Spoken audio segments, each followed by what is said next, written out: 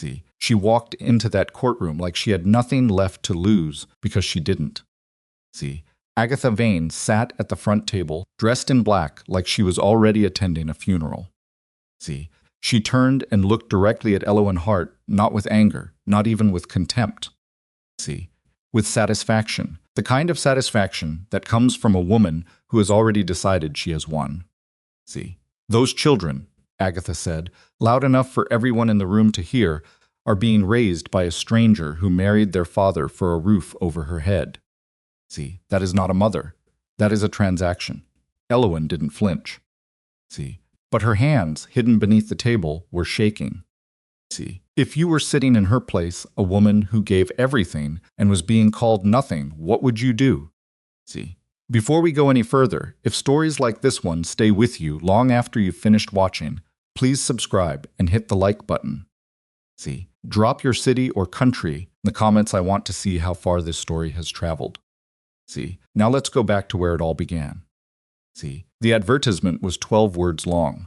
Silas Mercer had counted them twice before he handed the paper to the man behind the counter at the Dry Creek Crossing post office. See, 12 words. He wasn't a man who wasted paper or breath, and he saw no reason to start now just because the subject matter was a second wife. See, widower, 3 children, working ranch, seeks capable woman. See, no illusions. The postmaster, a round-faced man named Gerald who had known Silas for going on 15 years, read it and looked up. See, you sure you don't want to add something warmer? Maybe kind or... See, no, Silas said. Gerald printed it without another word. See, that was March of 1887. By May, Silas had received 4 responses. See, one was from a woman in Denver who wanted to know the size of the cattle herd before she committed to anything. See, one was from a widow in Albuquerque who wrote 3 pages about her late husband's virtues, which Silas read once and set aside. See, one was barely legible, and the fourth was a single page, written in a steady, unhurried hand, and it said almost nothing except the truth. See, my name is Elowen Hart. I am 32. I had a farm south of Santa Fe. See, the flooding last autumn took the crops, then the house, then most of what I'd built across 8 years. See, I have no family to return to and no money to begin again elsewhere. See, I am not looking for affection. I am looking for work that matters and ground that holds. See, if those terms suit you, I am available. Silas read it twice. See, he showed it to no one. He wrote back the following morning. See, she arrived on a Tuesday, which was significant only because Tuesdays at Red Hollow Ranch were the days Silas drove the supply wagon into town, which meant Clara was left in charge of everything at the ranch for 3 hours. See, which meant that when the stranger's horse came up the road with a single weathered trunk tied behind the saddle, it was a 16-year-old girl who walked out onto the porch steps to receive her. See, Clara Mercer stood with her arms crossed. She had her father's jaw and her mother's eyes, and neither feature was currently doing anything welcoming. See, Elowen stopped her horse 12 feet from the steps. See, she sat in the saddle without dismounting, which Clara noticed. See, she didn't assume she was welcome. She waited. "You're the woman from the letter," Clara said. See, "It wasn't a question," Elowen said. "Your father invited me." See, he did. A long pause. A dust devil moved lazily across the yard between them. See, "He's in town," Clara said. "He'll be back." "I'll wait then." See, "You can wait out here." Elowen looked at her for a moment. See, not offended, not wounded, just looking. "All right," she said. See, and she sat on her horse in the yard for 40 minutes until Silas Mercer came home.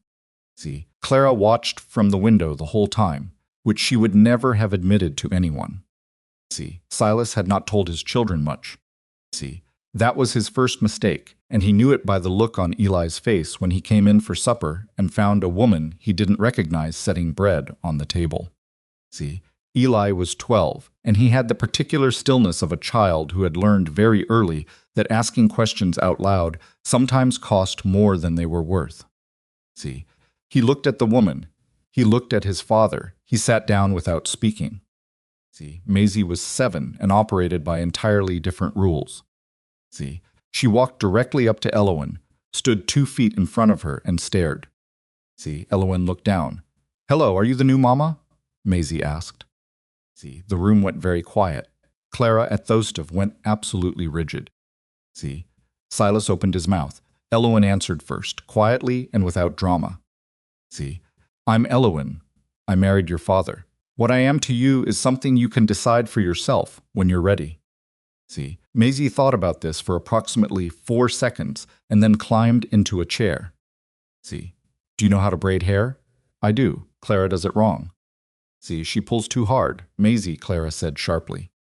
See, it's true, Maisie said. Supper that night was the quietest meal Silas could remember since the night they buried his wife. See, but it was a different kind of quiet, not empty, loaded.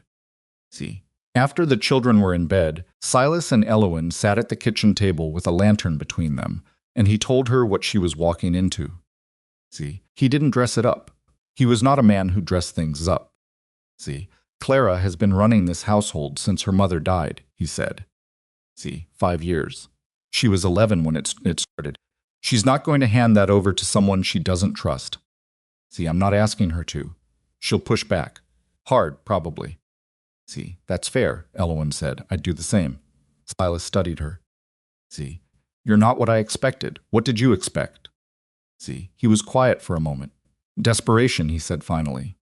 See, the kind that makes a person try too hard. Elowen wrapped her hands around her coffee cup. See, I'm plenty desperate, she said. I just learned the hard way that trying too hard costs more than it buys. See, he looked at her for a long time. Then he nodded, slowly, the way a man nods when he's filing something away for later. See, there's one thing, he said. He glanced toward the far end of the table. See, the chair there was slightly apart from the others, pushed in flush, but never pulled out. See, my wife Rebecca, that was her chair. No one's sat in it since she died. See, Elowen followed his gaze. She said nothing for a moment. See, I won't touch it, she said. Good, she meant it. See, but she also understood, sitting in that kitchen with the lantern throwing long shadows, that the chair wasn't really about the chair at all. See, her first week at Red Hollow was a battle she had not been warned about and could not have prepared for, not because anything violent happened, see, but because the specific kind of cold that Clara Mercer could produce was something that had to be experienced to be believed. See, it wasn't cruelty. Clara wasn't cruel. She was precise. See, she knew exactly which doors to close and which silences to extend, and she deployed them with the efficiency of someone who had been protecting the same territory for 5 years and had gotten very, very good at it. See, when Elowen came to help with the laundry, Clara already had it half done. See, when Elowen offered to help with the mending, Clara said she had a system. See, when Elowen asked if she could look at the pantry inventory to understand the winter provisions, Clara handed her a list that she'd clearly written herself an hour before complete, organized, annotated in that tight, precise handwriting that she hadn't learned at any school. See, Elowen took the list. You did this yourself. Someone had to. See, how old were you when you started keeping the accounts? See, Clara looked up from what she was doing. For just a moment, something moved behind her eyes. See, 11. That's a heavy thing to carry at 11, Elowen said. See, I managed. I know you did. Elowen folded the list and put it in her apron pocket. See, I'm not saying you didn't. I'm saying it was still heavy. See, Clara turned back to her work. She didn't answer, but she didn't throw Elowen out of the pantry either. See, the first crack appeared on a Thursday 11 days after Elowen's arrival. See, it was raining, the kind of cold spring rain that turned the yard to mud and drove everyone inside by mid-morning. See, Eli had been trying for 2 days to fix a harness buckle that he'd accidentally bent out of shape, and he'd been trying to fix it quietly because he was afraid to tell his father he'd broken it. See, Elowen found him in the barn, sitting on a hay bale with the buckle and a piece of wire and the particular expression of a 12-year-old who is very close to either crying or hitting something. See, she sat down next to him without asking, looked at the buckle. See, you're trying to reform it cold, she said. He looked up. See, what? The metal. It's already set. You can't bend it back without heat, or it'll just keep springing back to where it is now. See, Eli stared at the buckle, then at her. How do you know that? See, had a farm for 8 years. A farm means a lot of broken things and not enough money to replace them. See, there was a silence. The rain tapped steadily on the barn roof. See, if I heat it up and it breaks all the way, Eli said carefully, my father's going to know I bent it in the first place. See, he probably already knows something's wrong, Elowen said. See, he just hasn't asked yet. Eli absorbed this. Is that better or worse? See, depends on whether you tell him yourself or he finds out some other way. See, another silence. Eli turned the buckle over in his hands. See, would you help me, he asked. Very quietly, like it cost him something. See, yes, she said, just as quietly. They spent an hour in the barn that afternoon. See, the buckle was saved. Eli told Silas at supper that he'd fixed a harness that had needed fixing.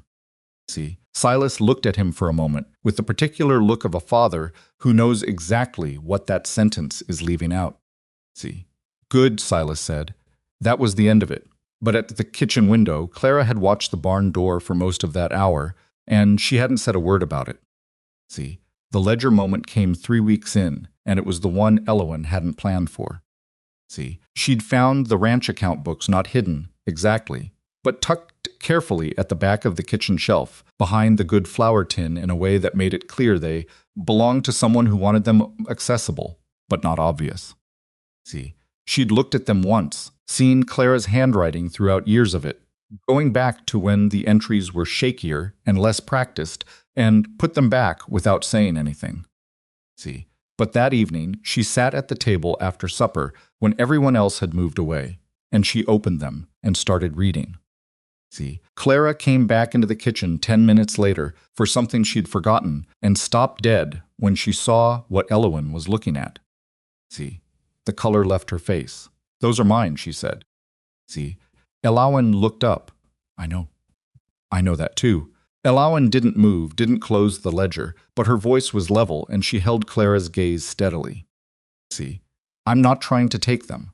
I'm trying to understand what you've been doing, because what you've been doing is remarkable, and I don't want to step in and ruin something that works. See, Clara was silent. You balanced last November's shortfall against the spring cattle yield, Elowen said. See, that decision right there kept this ranch solvent. See, most men with 20 years of experience wouldn't have caught that. See, Clara's jaw tightened. Her eyes had gone bright in a way that she clearly was working hard to control. See, that was my mother's ledger first, Clara said. She showed me how before she stopped. See, I know, Elowen said. You don't know anything about her. See, no, Elowen said, I don't. But I know what she left behind. See, and I know what you've been doing to protect it. The silence stretched between them. See, Clara stood very still. Would you teach me? Elowen asked. See, not because I plan to take over. Because if something ever happened to you, someone else on this ranch should understand what you've built. See, it was exactly the wrong thing to say, in exactly the right way. See, Clara's throat moved. She pulled out the chair across from Elowen, sat down, and without a word, turned the ledger so they could both read it. See, they sat there for 2 hours that night, and Elowen listened far more than she spoke. See, but when they finally set the books aside and Clara stood to go to bed, she paused at the kitchen doorway. See, you left the chair alone, Clara said. It wasn't a question. See, I always will, Elowen said. Clara didn't answer that. See, she walked down the hall and went to bed. But that night, for the first time, she didn't feel like she was sleeping with one ear open. See, it was another 10 days before Agatha Vane's letter arrived, and when it did, Silas read it at the kitchen table while his coffee went cold. See, Agatha was Rebecca's older sister. She had attended the funeral 5 years ago, left within 3 days, and not returned since not for Christmas, not for the children's birthdays, not once. See, and now she was writing to say she intended to visit Red Hollow within the fortnight. See, Silas read the letter twice. He did not share it with anyone at breakfast. See, that evening, after the children were in bed, he showed it to Elowen. See, she read it, set it down, and was quiet for a moment. See, she uses the phrase, the children's welfare, 3 times, Elowen said. See, I noticed. That's not the language of an aunt who wants to visit. Elowen looked at him. See, that's the language of someone who's already decided she has a claim. See, Silas picked up his coffee cup, set it down without drinking. See, she has no legal claim. Maybe not yet, Elowen said. See, the lantern between them flickered as a draft moved through the kitchen. See, neither of them spoke for a while. I should tell Clara, Silas said. See, yes, Elowen said. You should. He didn't, not that night. See, he told himself it was because he wanted to think first. See, but the truth was simpler and harder than that. Silas Mercer had spent 5 years making decisions alone and had gotten very used to carrying them alone, and some habits are harder to break than a bent harness buckle. See, Agatha arrived on a Friday, 2 weeks later, and the first thing she said when she stepped down from the stage was not hello. See, she looked at Elowen, who had come with Silas to meet the stage, and she said, so. See, you're the one who answered the advertisement. See, and Elowen, see, to her credit, she said only I am. See, welcome to Dry Creek Crossing. Agatha smiled, and it was the kind of smile that had nothing warm in it at all. See, Agatha Vane did not come to Red Hollow Ranch to visit. See, anyone who spent more than 10 minutes in her company understood that clearly enough. See, she came the way a lawyer comes to a reading of a will with an agenda already written out and a particular set of conclusions she intended to reach, one way or another. See, she sat in the parlor that first evening with her traveling coat still on, as though she hadn't fully committed to staying, and she watched everything. See, the way Maisie sat close to Elowen on the settle, the way Eli moved through the kitchen without being asked, knowing where things were, comfortable in a space he'd clearly spent time in. See, the way Clara set the supper table with the quiet efficiency of someone who no longer had to think about it. See, Agatha watched all of it and said very little, which was, Elowen would later understand, far more dangerous than anything she might have said out loud. See, Silas tried. He asked Agatha about her journey, about the stage conditions from Santa Fe, about whether she wanted coffee or something stronger after the road. See, Agatha answered each question briefly and politely and kept her eyes moving around the room like a woman taking inventory. See, at supper, Maisie chattered. Maisie always chattered. She was 7 years old and treated silence as a personal challenge. See, she told Agatha about the new calf that had been born 3 weeks ago and the way it had wobbled when it first tried to stand, and about how Elowen had let her help wrap its legs. See, and about how Elowen had shown her a stitch for patching wool that didn't leave a hard lump where the mend was. See, Agatha cut her eyes toward Elowen when Maisie said that. See, just briefly. Then she looked back at Maisie and said, your mother was a wonderful seamstress. See, the table went quiet, not because anyone had forgotten Rebecca. See, but because the way Agatha said it wasn't a memory. See, it was a comparison, and everyone old enough to understand the difference felt it land. See, Elowen said nothing. She passed the bread. Clara looked at her plate. See, Eli looked at Agatha with the particular expression of a 12-year-old boy trying to figure out something he doesn't have the vocabulary for yet. See, Silas said, she was, and the meal went on. But something had shifted in the room, the way a floorboard shifts under too much weight, not breaking yet, but warning. See, Agatha asked to sleep in Rebecca's old sewing room, which was not where Silas had planned to put her. See, he'd assumed she would take the guest room at the back of the house, the one with the better window and the extra blankets. See, but Agatha said she'd always loved that little room when she visited, which was a strange thing to say given that she'd barely visited at all, and Silas, see, who was fundamentally a practical man and not given to reading subtext in sleeping arrangements, simply said yes. See, Elowen said nothing about it. But that night, after Silas was asleep, she lay in the dark and thought about the geography of the house. The sewing room was adjacent to the kitchen, which meant Agatha would hear every early morning sound. See, every conversation that happened before the household fully woke, every small domestic detail of a life that Agatha had already decided she had the right to evaluate. See, she was not wrong to worry. The next morning, Elowen was up before 4, as she always was. See, she had gotten into the habit of those early hours without meaning to. They were simply the quietest part of the day, the part where you could hear yourself think. See, where you could move through the kitchen, and the list of the morning's work without anyone's needs pressing against you. See, she had grown to value them the way some people value the first cup of coffee, not for what they contained, but for the stillness they offered. See, she heard the sewing room door open at 4:30. See, Agatha came into the kitchen in her robe and stood in the doorway. See, Elowen was at the stove. She looked up. "You're up early," Agatha said. "See, ranch hours," Elowen said. "Coffee will be ready in a few minutes." See, Agatha came in and sat at the table. She sat in the chair nearest the window, not in Rebecca's chair, but close enough to it that it was noticeable. See, she folded her hands on the table and watched Elowen work. See, it went on like that for a while. The fire in the stove.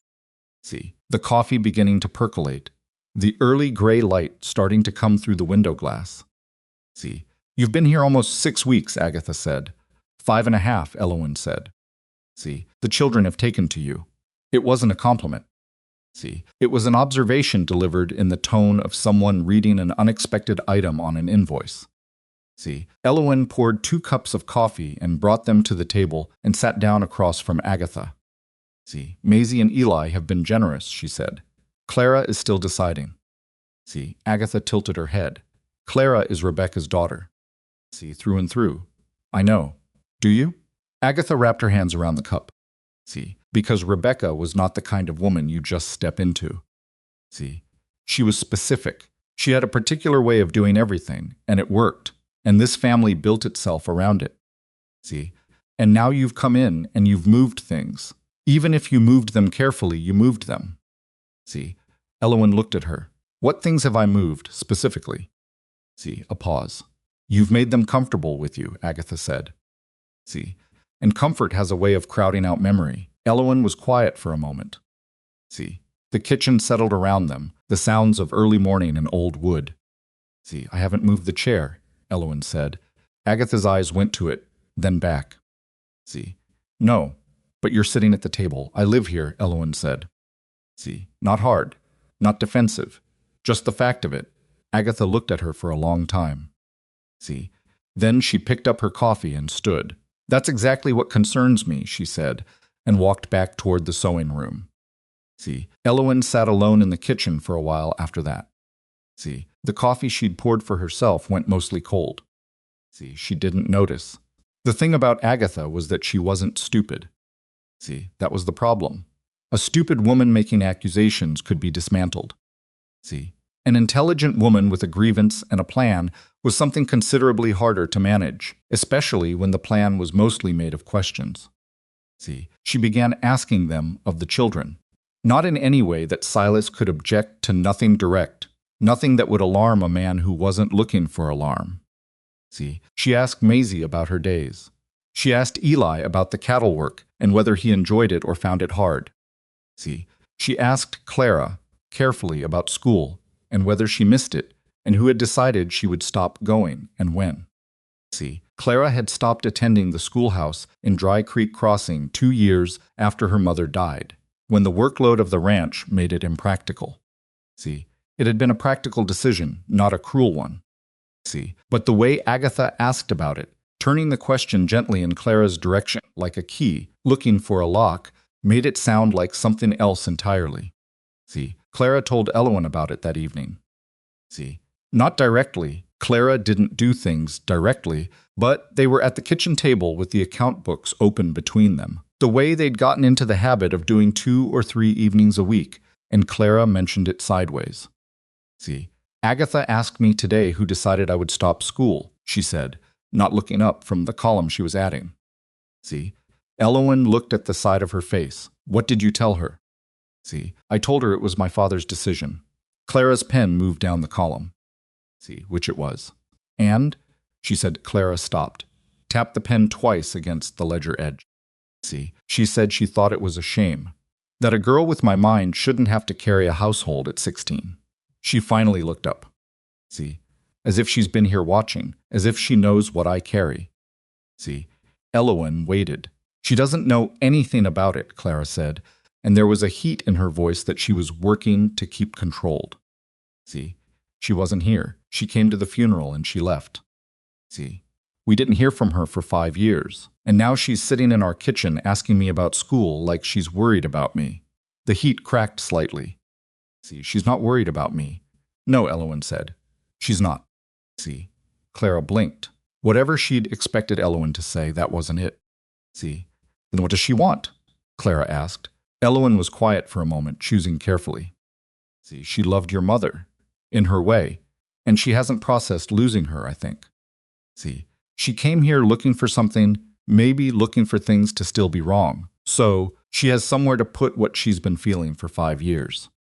See, Clara stared at her. That's not fair to us. No, Elowen said. See, it isn't. They were quiet together for a moment. See, the lamp between them cast a warm, unsteady light on the open ledger. See, she was trying to make me feel like I should feel sorry for myself, Clara said quietly now.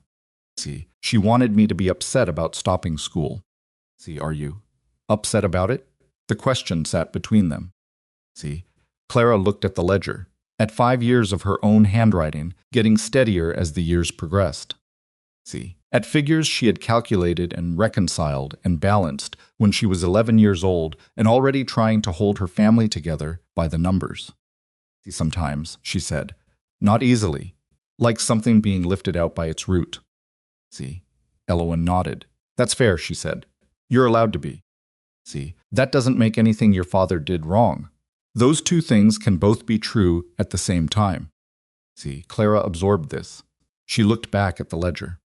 See, then she picked up her pen and went back to adding the column. See, but the room between them was different after that, less walled. Somehow, even though nothing large had been said. See, just the small, significant difference of one person saying, I see you, without making a spectacle of it. See, it was Eli who came to Elowen with what Agatha had said to him, and he came to her the way a boy comes to an adult with something he doesn't fully understand, but knows is important urgently, and late, and slightly out of breath. See, he found her in the barn, checking on a heifer that had been off her feed for 2 days. And he came through the barn door fast enough that the cattle shifted. See, she asked me if I missed having a real mother, he said. See, Elowen straightened slowly. Eli was standing 10 feet away, his hands at his sides. See, 12 years old, trying very hard to look like the words hadn't hit him somewhere they weren't supposed to reach. See, she said, real? Elowen asked. She said, don't you miss having your real mother around? He repeated it in Agatha's exact cadence, unconsciously, the way children replay things that have shaken them. See, and I said I missed my mother, and she said, of course you do, sweetheart. See, no one can ever really replace her, no matter who comes along. See, the barn was quiet except for the heifer moving. Elowen looked at Eli for a moment. See, then she crossed the barn and sat down on the hay bale beside where he'd stopped, and she waited until he sat down too. See, I'm not trying to replace her, Elowen said. I know that, he said. See, too fast, then more slowly. I think I know that. See, you're allowed to not be sure, she said. That's not a failing. See, he picked at a piece of straw. She made it sound like if I liked you being here, it meant I didn't miss my mother enough. See, there it was. The thing Agatha had placed in him, precise as a splinter, designed to fester. See, Elowen didn't answer immediately. She sat with it for a moment, because some things deserved a moment before you answered them.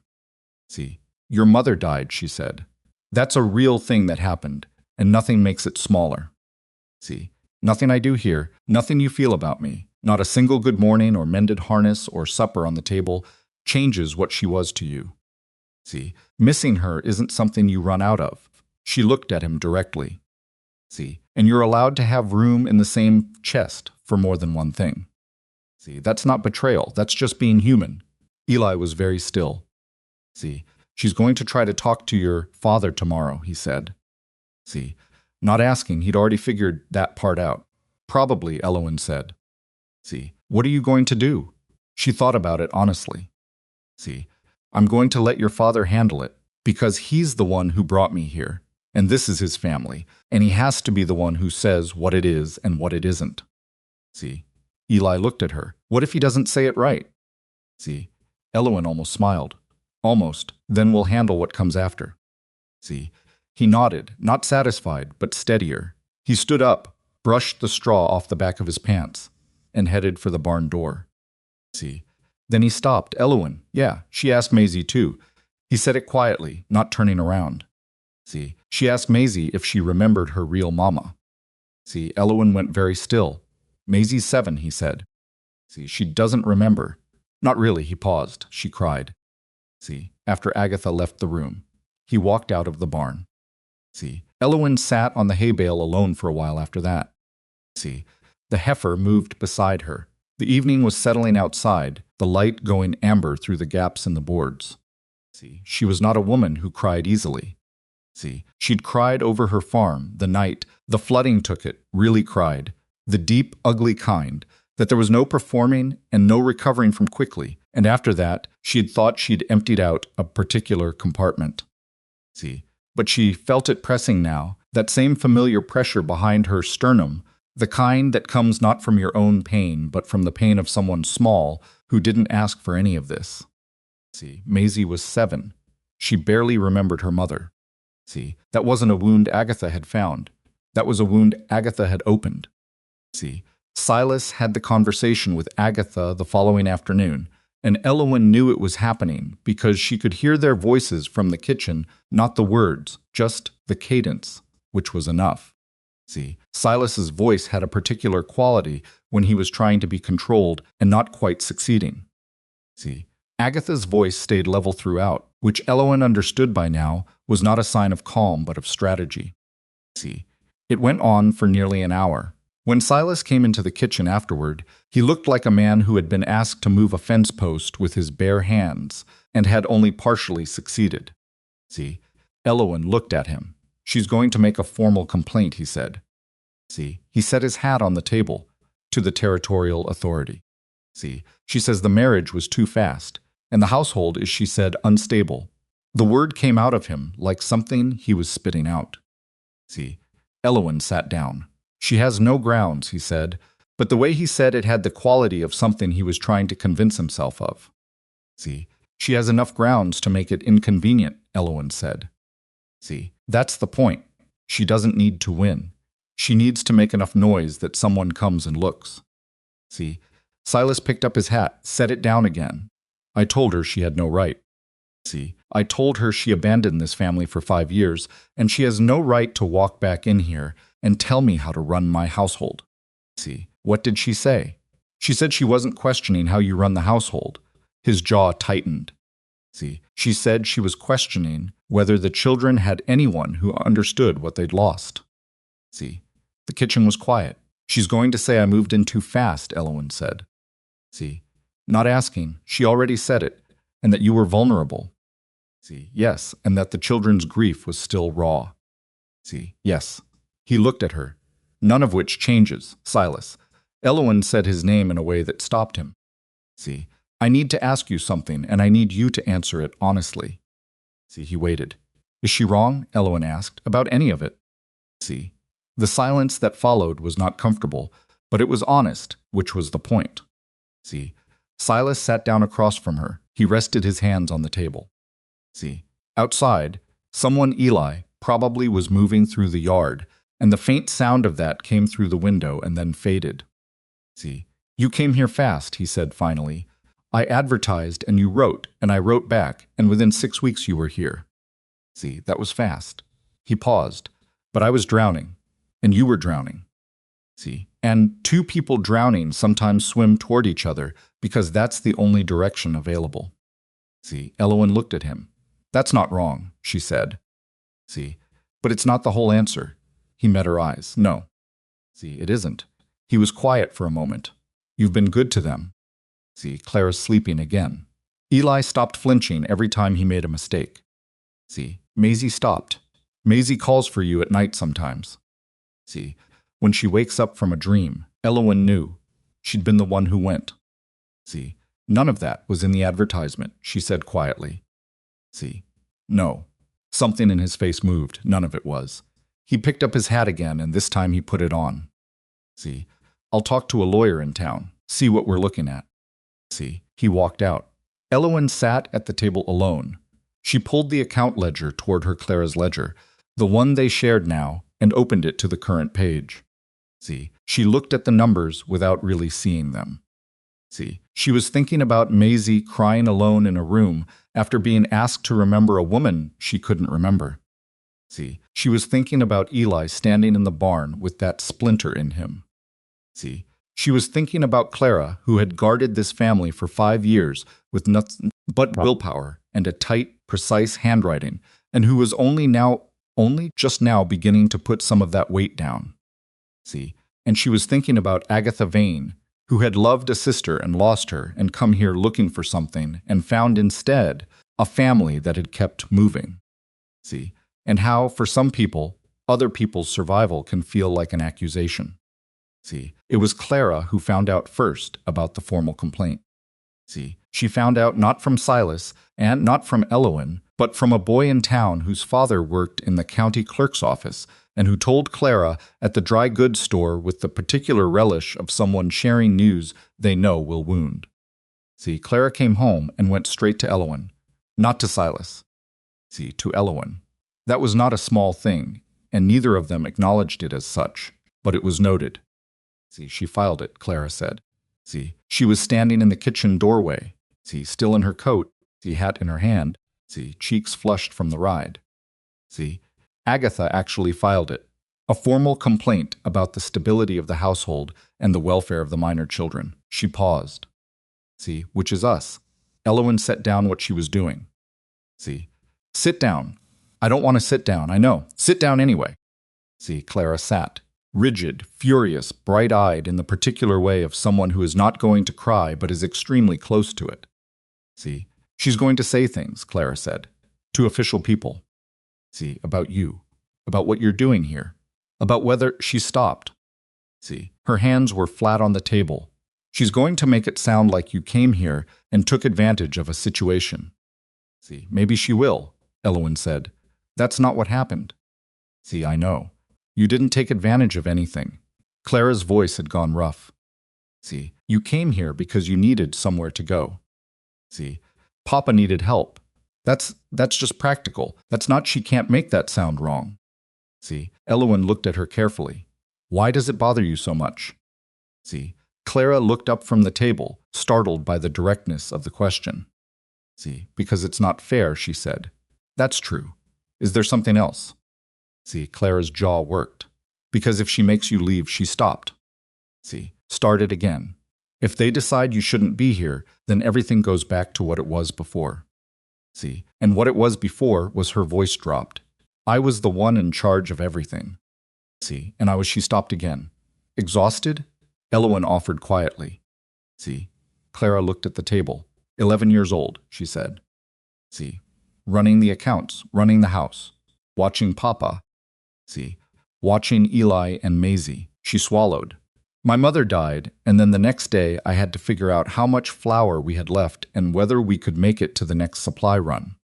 See, the kitchen was very still. You did all of that, Elowen said. See, brilliantly. You kept this family alive. I know. Clara's voice was small now. See, but I didn't want to. There it was. The thing she hadn't said to anyone. See, the thing that had been sitting under 5 years of ledgers and laundry and long silences. See, Elowen reached across the table and put her hand over Clara's. See, Clara didn't pull away. You were a child, Elowen said. See, you did the work of an adult because there was no one else. See, but you were still a child, and what happened to you was not fair either. See, Clara's throat moved. Her eyes had gone wet, which she clearly found intolerable. See, I don't want her to make you leave, she said barely above a whisper. See, I know, Elowen said. So what do we do? Elowen took her hand back gently. See, she folded her hands on the table in front of her and looked at the kitchen, at the stove, at the shelves, and the account books and the chair that still stood slightly apart from the others. See, right now, she said, your father is handling it. See, we let him do that. And if it's not enough? Elowen didn't answer immediately.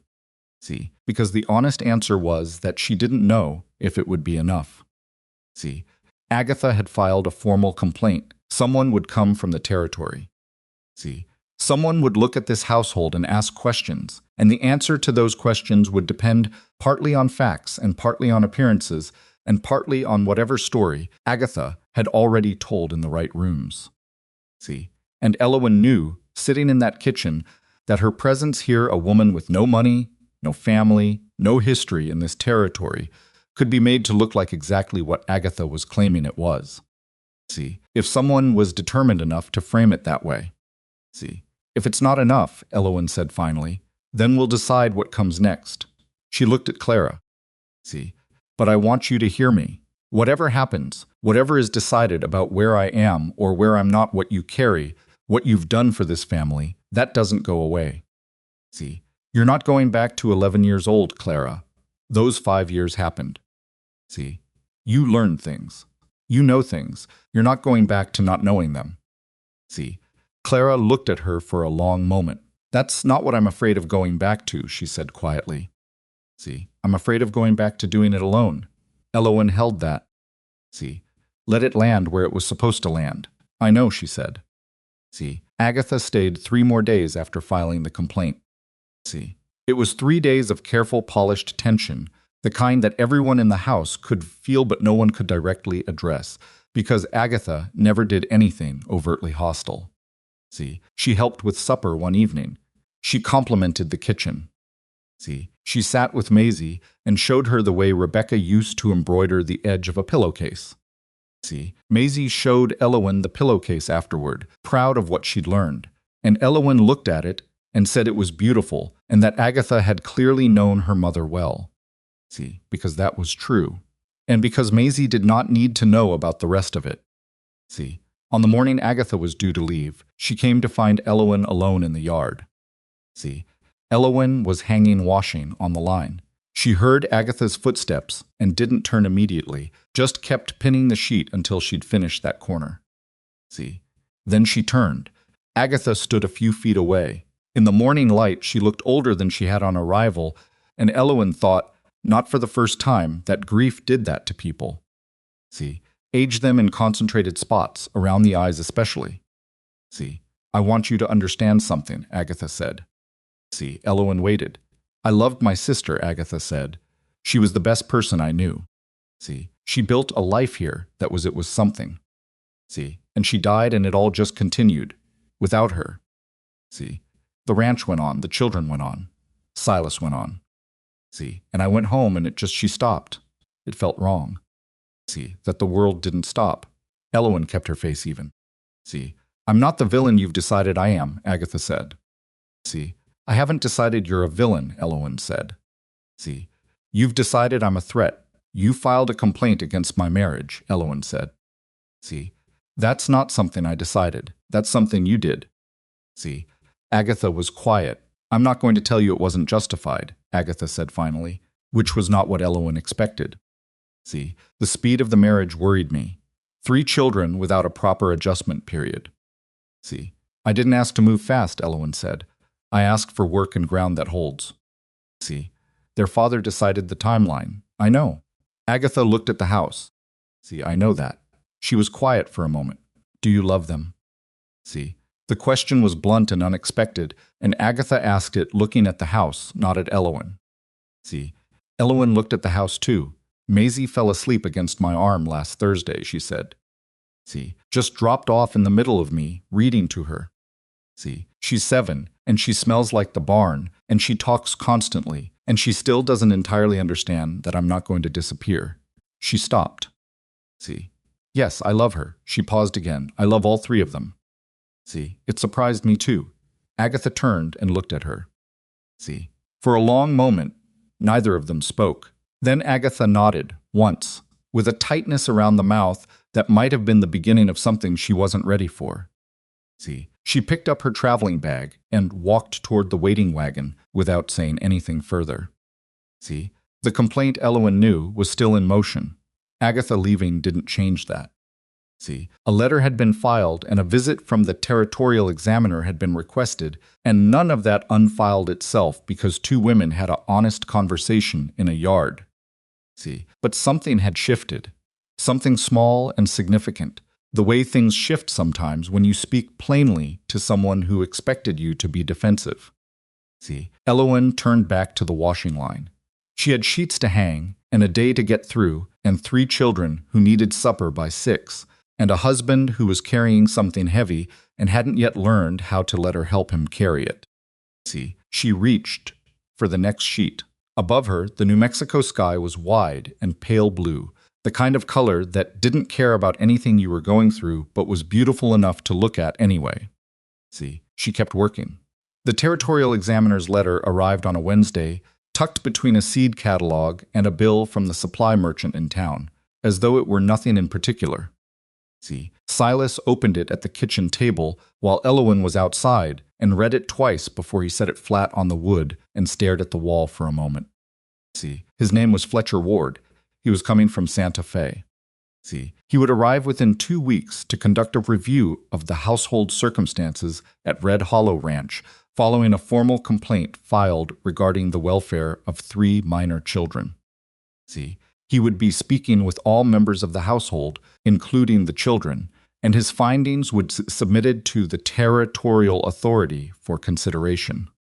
See, Silas folded the letter and put it in his coat pocket and did not mention it at supper. See, he told Elowen that night after the children were in bed. See, she read it without comment, folded it along the same creases, and handed it back. See, 2 weeks, she said. Yes. She was quiet for a moment. See, he'll want to see the house, the children, how things run. See, yes, and he'll have read Agatha's complaint before he arrives. She wasn't asking. See, probably. Elowen stood up from the table and went to the window. See, outside, the yard was dark, the only light coming from the barn where Eli had left a lantern burning by mistake. See, the kind of small thing that happened in a house full of people who were tired at the end of the day. See, there's something you need to think about, she said, not turning around. See, Silas waited. My being here during the examination the way Agatha has framed it, a woman with nothing who married fast, that framing doesn't disappear because I'm standing in the kitchen looking capable. She turned then. See, it might be worse. It might look exactly like what she said it looks like. See, you're my wife, Silas said. The word came out with a firmness that surprised even him slightly. See, I know that. You're not leaving. I didn't say leaving. She sat back down across from him. See, I'm saying we need to think about what this examiner sees when he walks through that door. See, and whether what he sees is going to line up with what Agatha told him to look for. See, Silas looked at her. What are you suggesting? I'm not suggesting anything yet, she said. See, I'm saying we need to think about it clearly and not just be angry. See, he was quiet. He was angry. The particular contained anger of a man who had done his best and was being told his best, was under suspicion, and he knew she was right. That anger wouldn't help, which made him angrier. See, the children are fine, he said. Anyone who spends an hour here can see they're fine. See, yes, Elowen said, but Agatha didn't tell him the children are fine. See, she told him the children are unsettled, and that a strange woman moved in too fast, and that their grief is being mishandaged. She paused. See, and he's coming here already looking for evidence of those things. See, that's how it works. He doesn't come in neutral. Silas rubbed the back of his neck. See, so what do? We let him see what's here, she said. See, we don't perform, we just let him see. And if what's here isn't enough. See, she didn't answer that, because they both already knew the answer, and saying it out loud wouldn't make it better. See, the 2 weeks before Fletcher Ward's arrival were the strangest that Red Hollow Ranch had known since the weeks immediately after Rebecca's death, not because anything was wrong on the surface. See, but because everyone was aware that the surface was being examined. See, Silas moved through the ranch with a particular deliberateness, making sure things were in order, not because they weren't already in order, but because the awareness of being watched had seeped into him. See, Elowen noticed it and said nothing. She kept to her routines with the same steadiness she'd been building since March, because she understood, better than Silas did, that the worst thing she could do now was change anything. See, if Fletcher Ward arrived and found a household that had been hastily polished for his benefit, he would know it immediately. See, examiners of his type always did. Clara, characteristically, handled it by working harder. See, she spent 3 consecutive evenings reorganizing the account books, not because they needed reorganizing, but because it gave her something to do with the anxiety. See, on the 4th evening, Elowen sat beside her and gently moved the ledger aside and said, "You've added and re-added that column 4 times. See, it came out the same all 4 times. Clara looked at the column. See, then at Elowen, did it? 1,247. Every time. Clara put the pen down. See, I keep thinking, she said, about what he's going to ask me. See, what do you imagine he'll ask? Whether I'm happy. She said it like it was a slightly absurd question. See, whether things are different than they were. She stopped. See, whether I miss my mother. Elowen was quiet.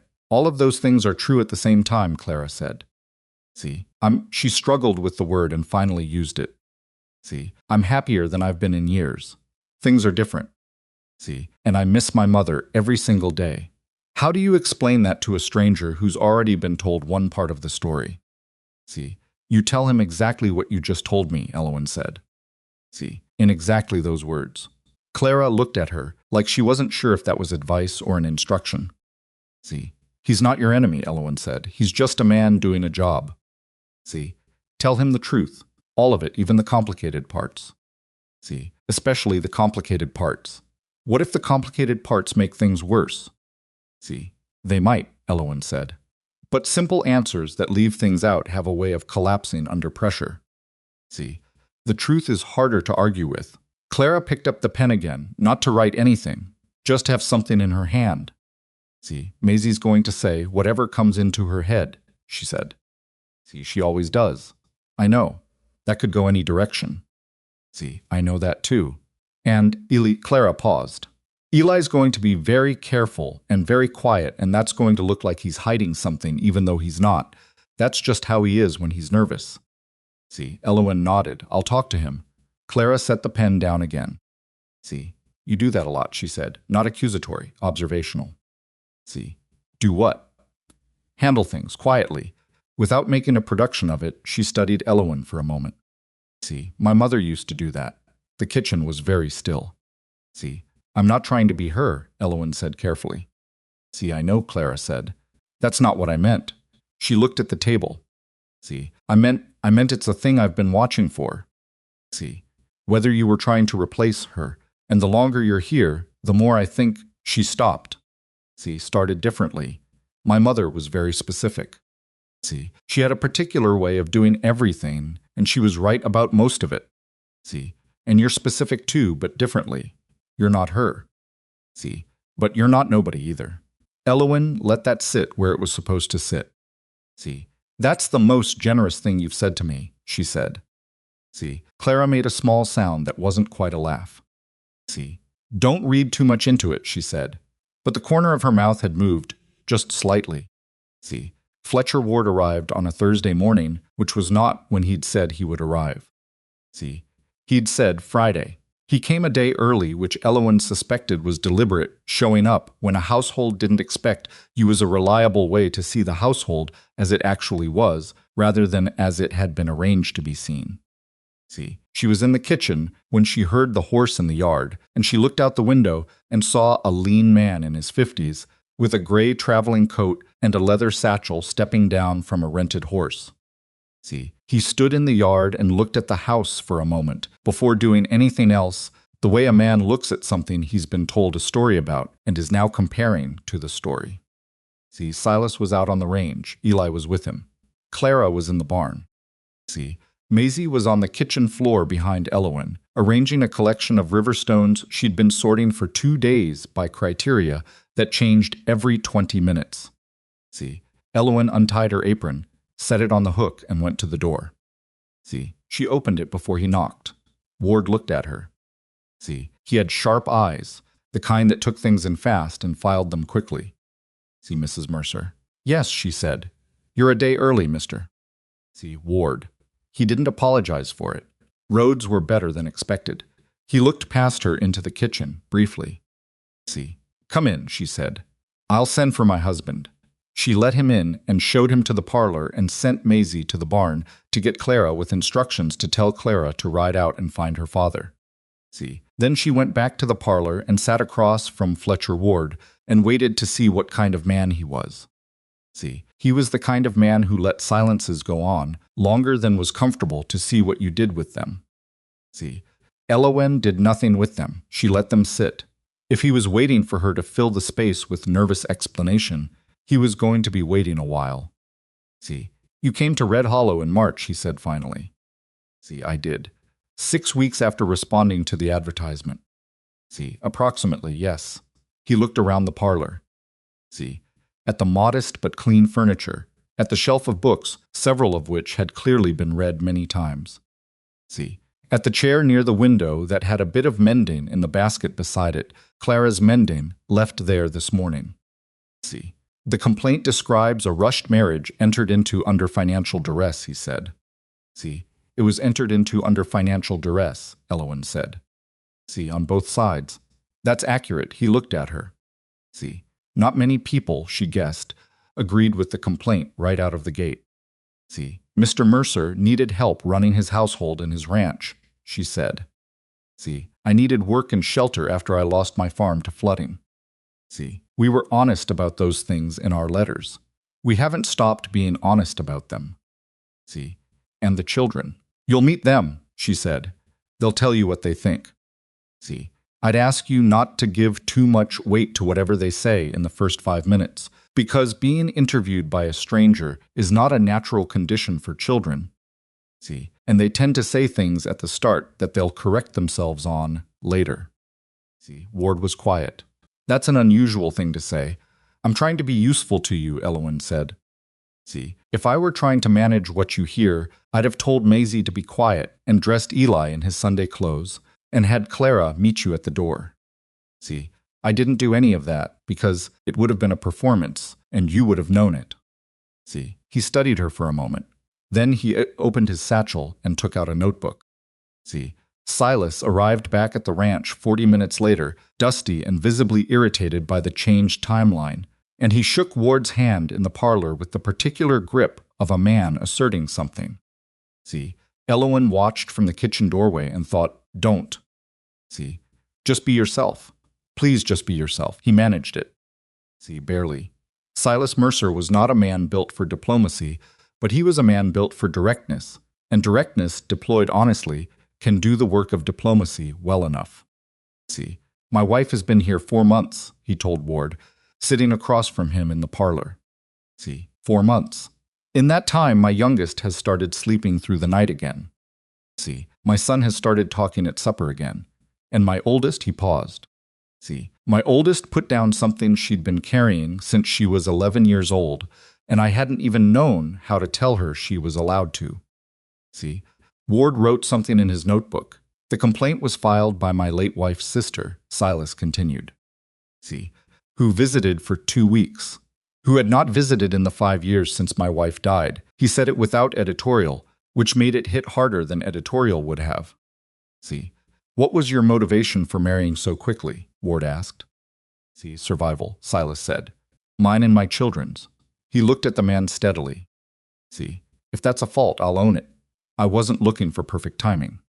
See, I was looking for someone capable and honest who needed what I had to offer as much as I needed what they had to offer.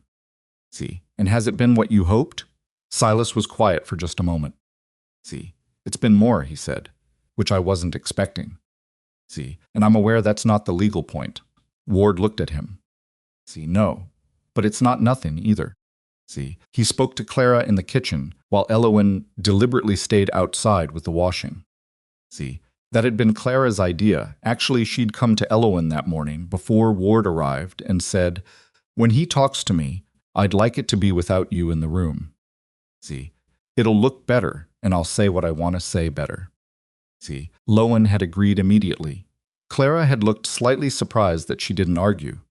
See, Elowen stayed outside long enough to hang 2 full loads of washing and check on the heifer that had been off her feed.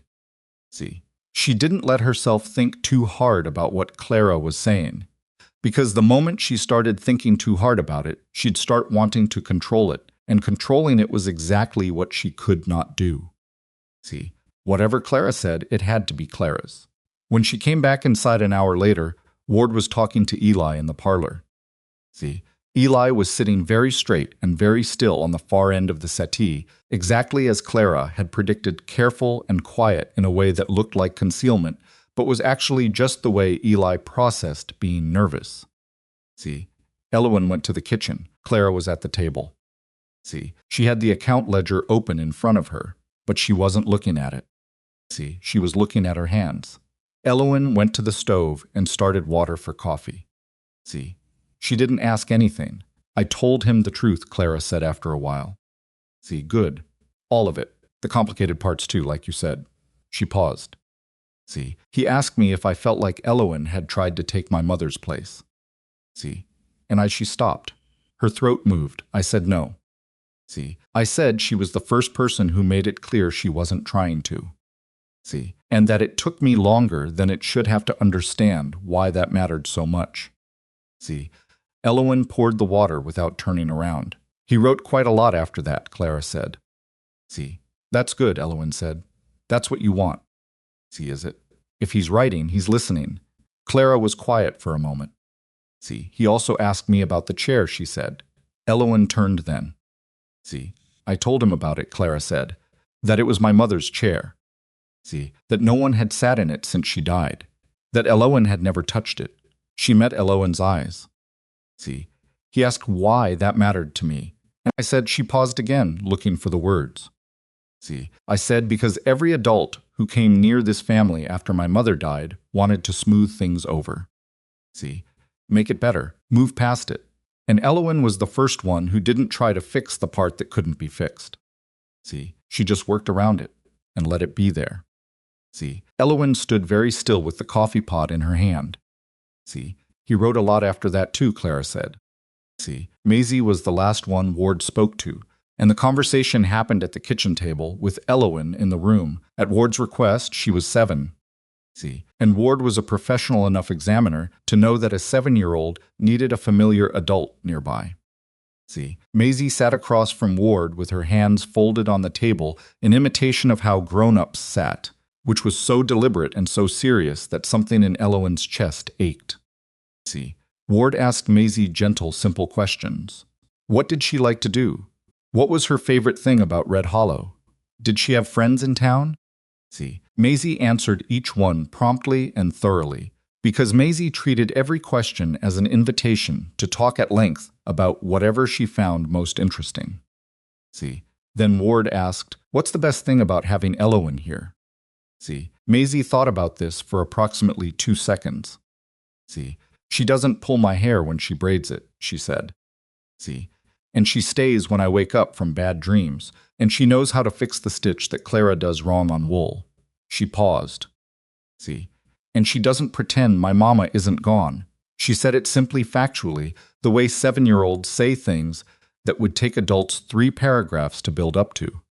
See, some people pretend, like if they don't mention it, it's not true. See, Elowen doesn't do that.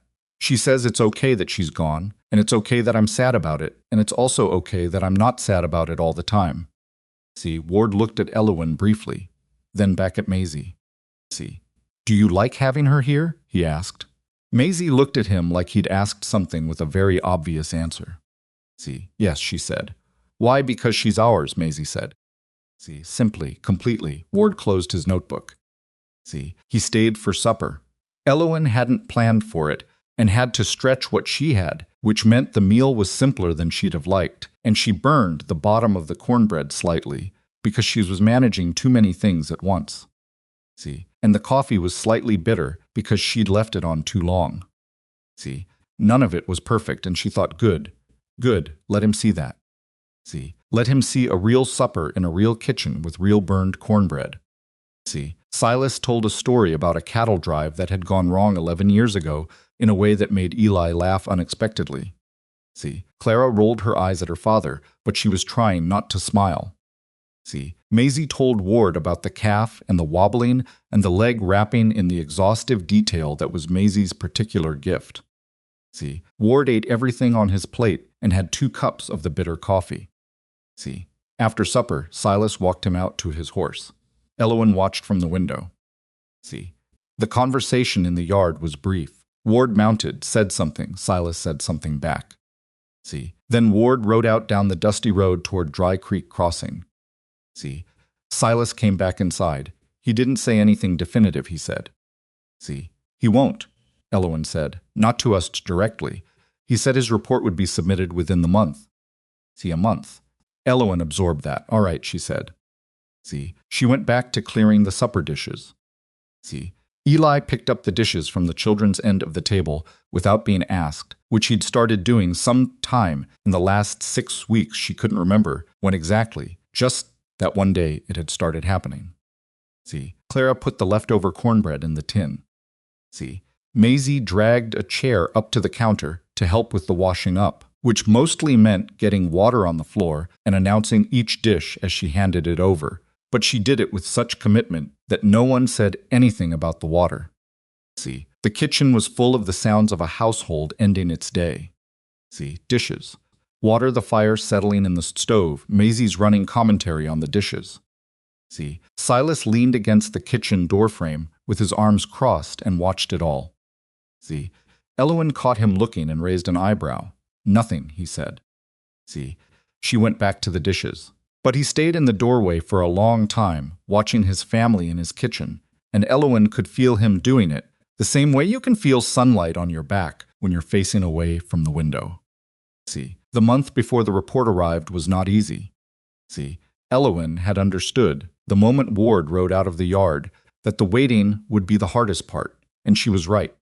See, Silas became quieter than usual, which in a quiet man meant long stretches of near silence that Elowen learned not to push against. See, Clara threw herself into the ranch accounts, with a focus that occasionally bordered on obsession. See, Eli spent more time in the barn than was strictly necessary. See, and something else happened, something Elowen hadn't anticipated. See, she started having trouble sleeping, not dramatically. See, not in any way that showed on the surface. She still rose before 4, still worked through the day without faltering, still read to Maisie in the evenings, still sat with Clara over the ledgers. See, but in the hours between midnight and 4, she lay in the dark and thought about the shape of her life. See, she'd come here with a weathered trunk and no illusions, and that had been true. See, but somewhere in the months between March and now, illusions had grown back, the way weeds grow in a field you've cleared quietly, without announcement, until one day you look, and there they are. See, she'd grown to love this ranch. She'd grown to love the particular morning light over the yard, and the way the kitchen smelled on bread days, and the sound of Eli's boots on the porch, and Maisie's voice at full volume from whatever corner she was in. See, she'd grown to love Clara's handwriting in the ledger margins, and the way Silas sometimes looked at her across the supper table with an expression he hadn't yet put words to. See, she had built something here. See, small, unfinished. See, imperfect, but real. See, and a man she'd met once, over burned cornbread and bitter coffee, was writing a report that would decide if she got to keep it. See, she thought about that in the dark nights and made herself breathe through it because there was nothing else to do. See, 3 weeks after Ward's visit, Silas came to her. See, it was evening, and the children were in bed, and Elowen was at the kitchen table, not looking at the account books, but sitting with a cup of tea that had gone cold, which she did sometimes when the thinking got ahead of the doing. See, Silas sat across from her. He looked like a man who'd been working up to something. See, I need to tell you something, he said. She waited. See, I talked to a lawyer in town last week, he said. See, about the complaint, about what happens if Ward's report goes against us. He paused. See, he told me there are 2 outcomes that concern him. See, one is a formal reprimand, which means nothing legal happens, but it goes on record, and Agatha could use it to pursue the guardianship angle she mentioned. He stopped. See, and the second? Elowen asked. He looked at the table. See, he said if Ward decides my judgment was significantly impaired by the speed of the marriage, his words, then the authority could recommend a formal review period. See, which means your status here would be contested. See, during the review. Contested, she said. He said it might be better for the case if you weren't present during any formal review period. He said it quickly. See, got it out. He said a voluntary separation would read better than an ordered one. See, the kitchen was absolutely still. He means I should leave, Elowen said. See, Silas looked at her. He means if it comes to that. See, he means I should leave, she said again. Not angry. See, just clear, Silas said nothing, which was its own kind of answer. See, Elowen looked at her cold tea. She turned the cup in its saucer once, which was something she did when she was thinking. See, have you thought about what you want to do? She asked. See, I don't want you to leave, he said. It came out rough and direct, the way Silas said things that mattered. See, I want to tell the lawyer and the territory and Agatha all to... He stopped. See, but that doesn't help the children. No, she said. See, it doesn't. They sat together with that for a while. See, the fire in the stove ticked and settled. Outside, the wind had picked up, the kind of dry New Mexico wind that came in the night and was gone by morning. See, if the report is bad, Elowen said slowly, and a review is ordered, and my being here makes it harder for you to keep the children in a stable household during the review, then I should go. See, temporarily. She looked at him, not because the lawyer said so. See, because it's the right thing for the children. You would do that, he said. See, not quite a question. I don't want to, she said. See, I don't want to at all. But wanting something isn't the same as it being right. See, Silas reached across the table. See, he put his hand over hers, which was the most direct physical gesture he'd made toward her. In 4 months, he was not a man who came easily to tenderness, and she'd understood that from the beginning and hadn't pushed it. See, it might not come to that, he said. No, she said. See, it might not. But they both sat there, knowing that it might. See, and they sat with that together, which was something, even if it wasn't everything. See, the report arrived on a Monday. See, Silas brought it back from town and set it on the kitchen table without opening it. And they all looked at it, all 5 of them, because by some wordless coordination, everyone had ended up in the kitchen when he came in. See, Eli leaning against the counter, Clara standing near the stove, Maisie pressed against Elowen's side. See, open it, Clara said. Silas opened it. He read it. See, he read it again. He set it on the table and looked at it. See, well, Clara said. He looked up. Ward found no evidence of harm to the children, he said. See, his voice was not quite steady. He found the household. He looked back at the paper. See, he found the household to be functioning with evident care and stability. He noted the children appeared well-adjusted, genuinely attached to Mrs. See, Mercer, and not in any condition consistent with the concerns outlined in the complaint. See, the kitchen was silent. Maisie looked up at Elowen. See, is that good? Yes, Elowen said, barely above a whisper. See, that's good. He made a recommendation, Silas said. See, he was still looking at the paper, that the complaint be reviewed against the testimony provided, and that he stopped. See, what? Clara asked. Silas set the paper on the table and looked at his daughter. See, he says, the children provided unprompted testimony that was, and I'm quoting now, the most compelling evidence presented during the examination. He says it outweighed the original complaint substantially. He paused. See, he's recommending the case be dismissed.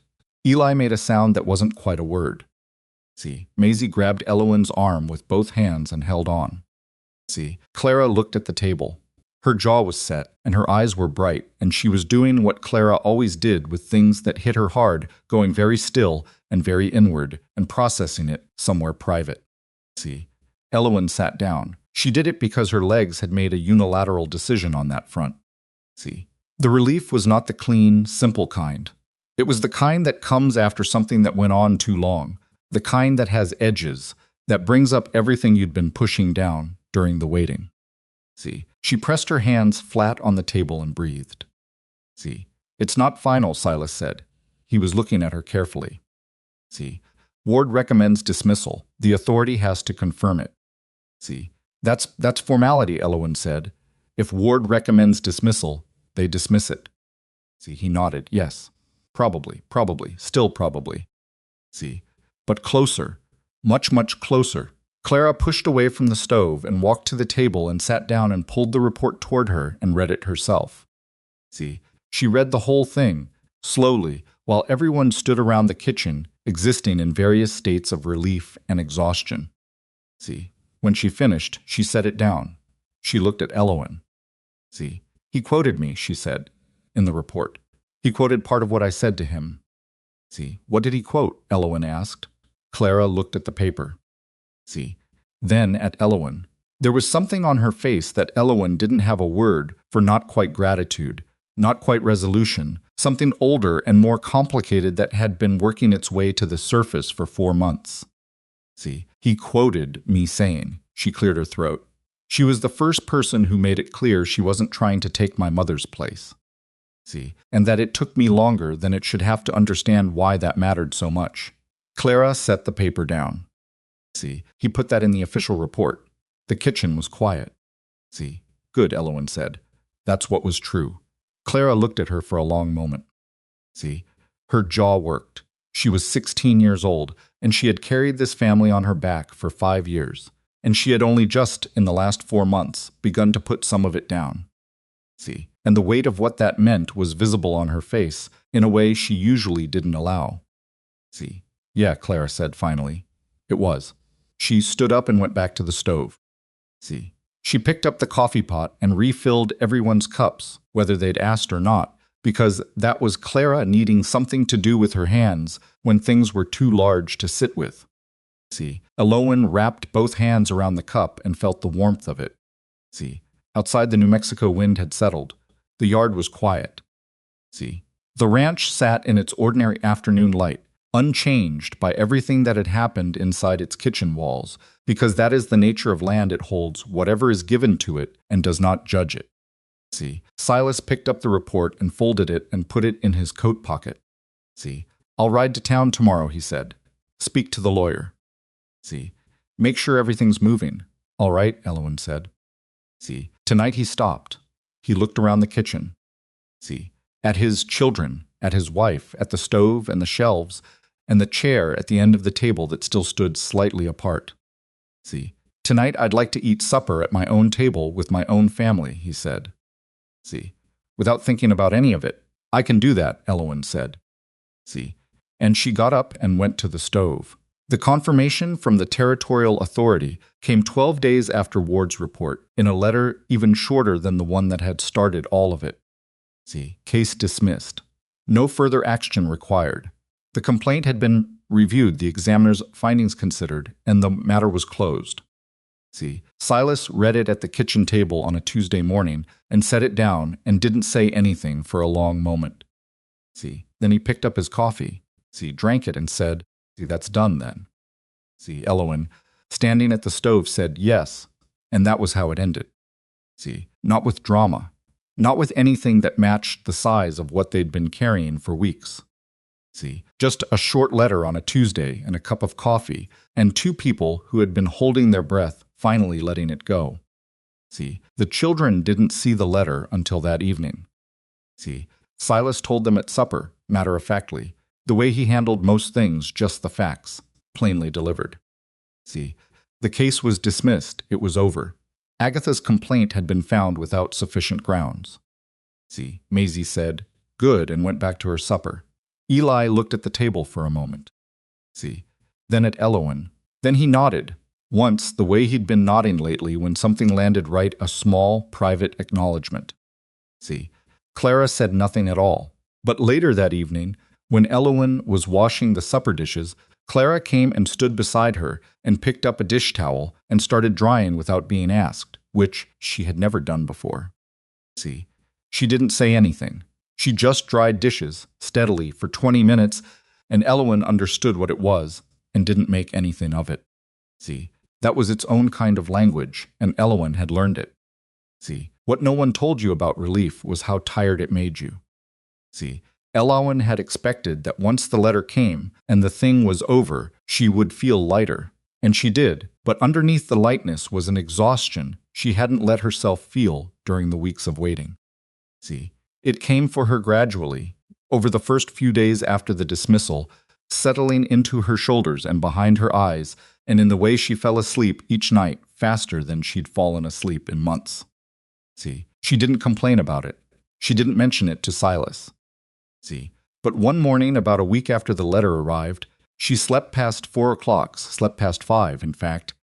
See, which had not happened since she arrived at Hollow, and when she woke and realized the time and came into the kitchen, already apologizing for being behind, she found the fire in the stove already started, and the coffee already made. See, Silas was sitting at the table reading. She stopped in the doorway. See, he looked up. "Coffee's hot," he said. She looked at the stove. See, then at him. "You started the fire. I've started fires before." "See, I know, but sit down, Elowen." She sat down. See, he poured her a cup of coffee and pushed it across the table and went back to reading. And she sat in the early morning and quiet of the kitchen that she had claimed as her own private hours and shared it with him. See, and it was different than she'd expected it to be. See, not smaller. Different. The way a room feels different when someone else is in it, but in a way that doesn't make it less yours. See, they sat like that for half an hour, mostly without talking, and it was the most at ease she had felt at Red Hollow since March. See, eventually he set down his reading and looked at her. "See, I owe you an apology," he said. She raised her eyebrows. "See, I let it go too far before I dealt with it," he said. "See, Agatha, the complaint. I should have handled it faster, and I didn't, because," he paused. "See, because I kept thinking if I handled it wrong, I'd make it worse, so I handled it slowly, which was also wrong." "See, you handled it," Elowen said, "barely." "Silas." She set her cup down. "See, we both handled it. That's the point." She looked at him steadily. "See, you don't have to do things alone. That was the arrangement from the beginning." See, he looked at her.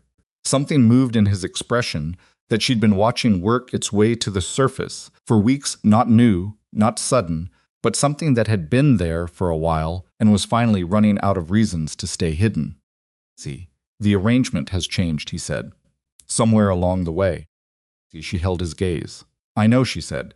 They sat with that, not rushing it. See, Silas Mercer was not a man who rushed things that mattered, and Elowen had come to understand that about him and to find it reliable in a way that rushed things never were. "See, I'm not good at saying certain things," he said. "I know that too. See, I'm going to try anyway." He turned his coffee cup in his hands. "See, when you were talking about leaving, about whether it would be better for the case if you weren't here, and I didn't say no fast enough," he stopped. "See, I've been thinking about that. About how long I took before I said anything."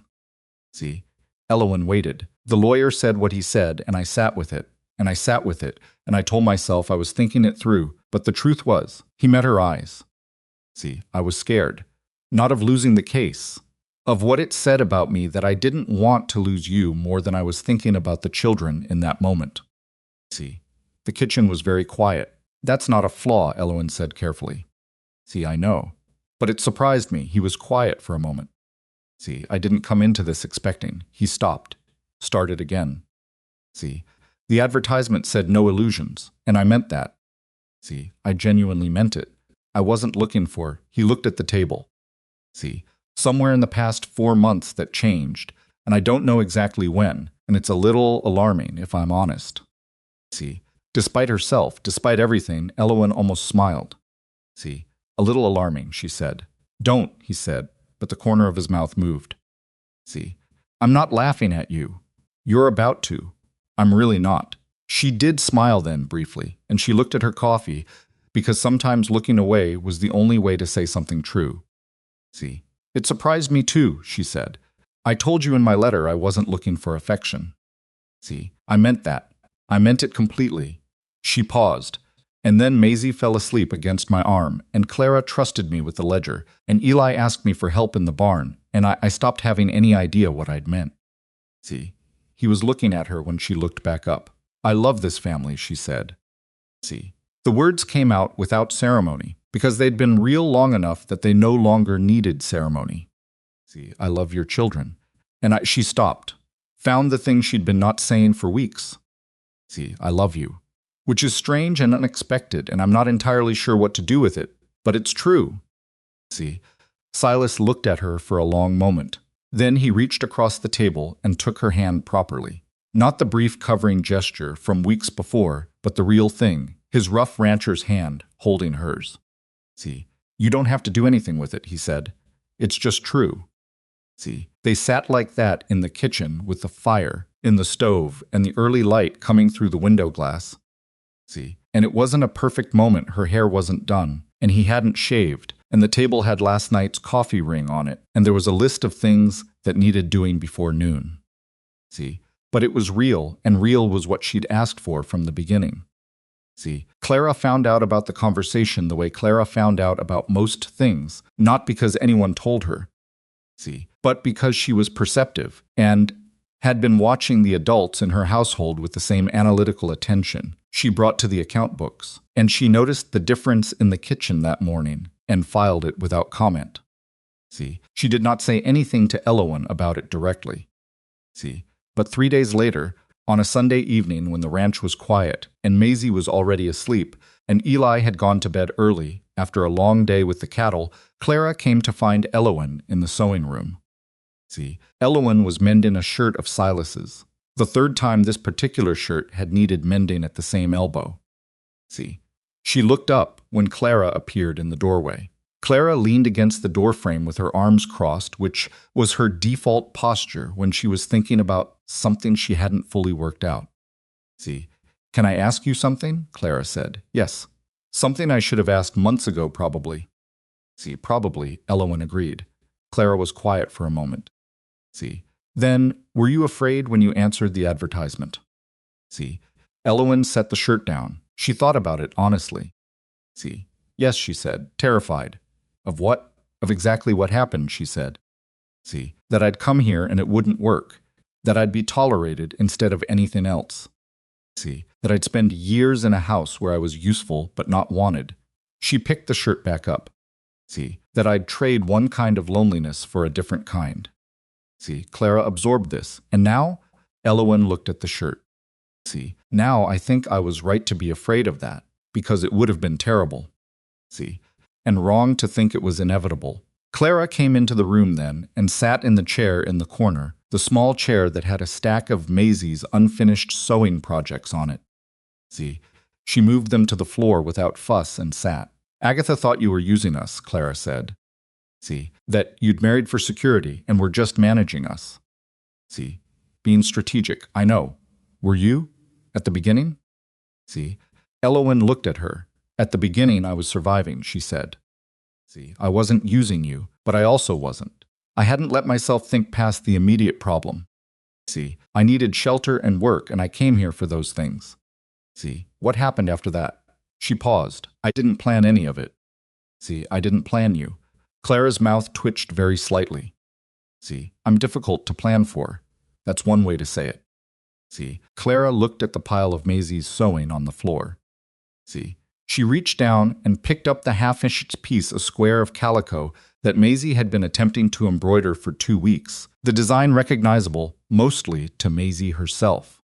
See, she's getting better, Clara said. She is.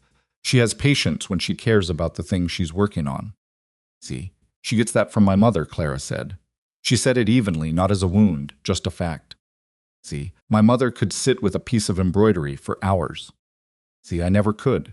Papa can't either, Eli's worse. And you, Elowen asked. See, I can sit with the accounts for hours, Clara said. See, that's my version, I think. Elowen smiled. Clara set the calico piece back on the pile and looked at Elowen directly.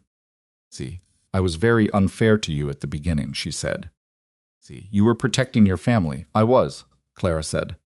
See, but I was also, she struggled with something. I was angry. See, before you even arrived, I was angry that Papa had advertised at all. See, that he'd decided to, she looked at the window. I thought it meant he was erasing her. See, my mother. That moving forward meant she stopped.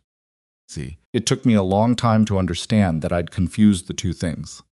See, Elowen waited. Moving forward doesn't erase her, Clara said.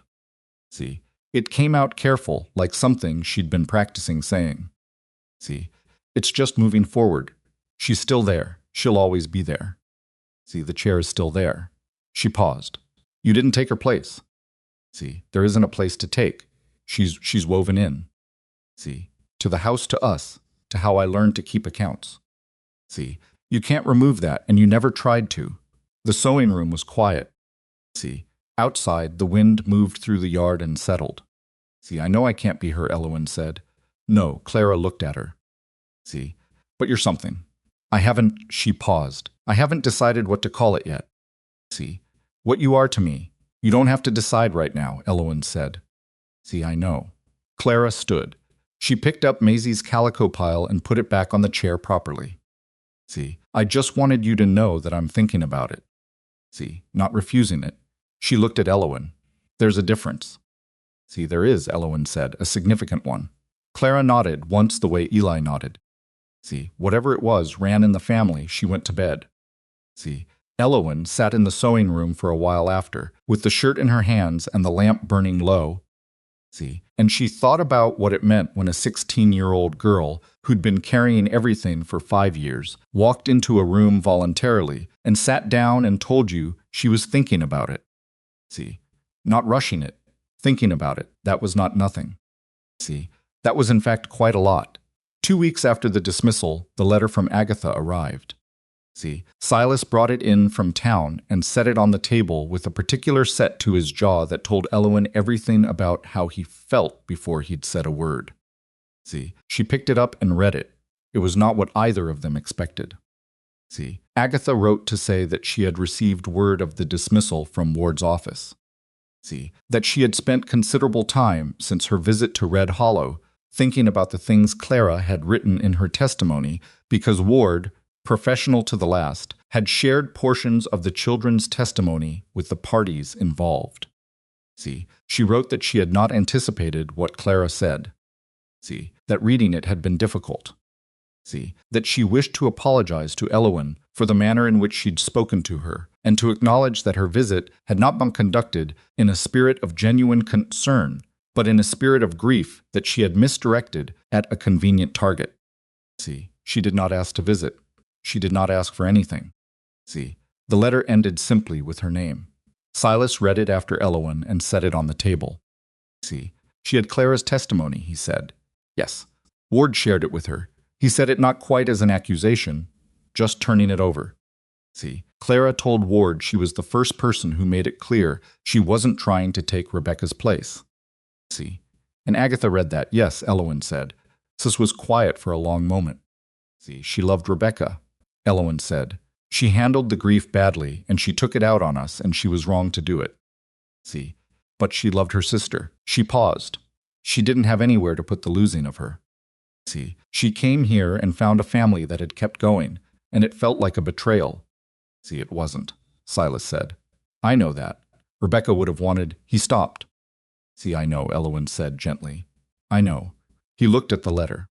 See, what do you want to do with it? Elowen thought about it for a moment. See, I want to write back, she said, and I want to tell her she's welcome here. See if she wants to visit again, as family. Silas looked at her.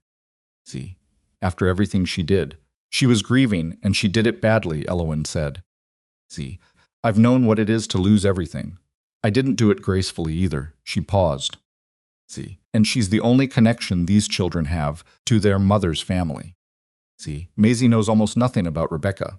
Clara and Eli know some, but not enough. See, Agatha could. She stopped. If she came back differently, she could give them that. See, stories. Things Rebecca did, things she said. A piece of her that we don't have. See, Silas was very still. You'd do that, he said, not disbelieving. See, just learning the shape of who she was.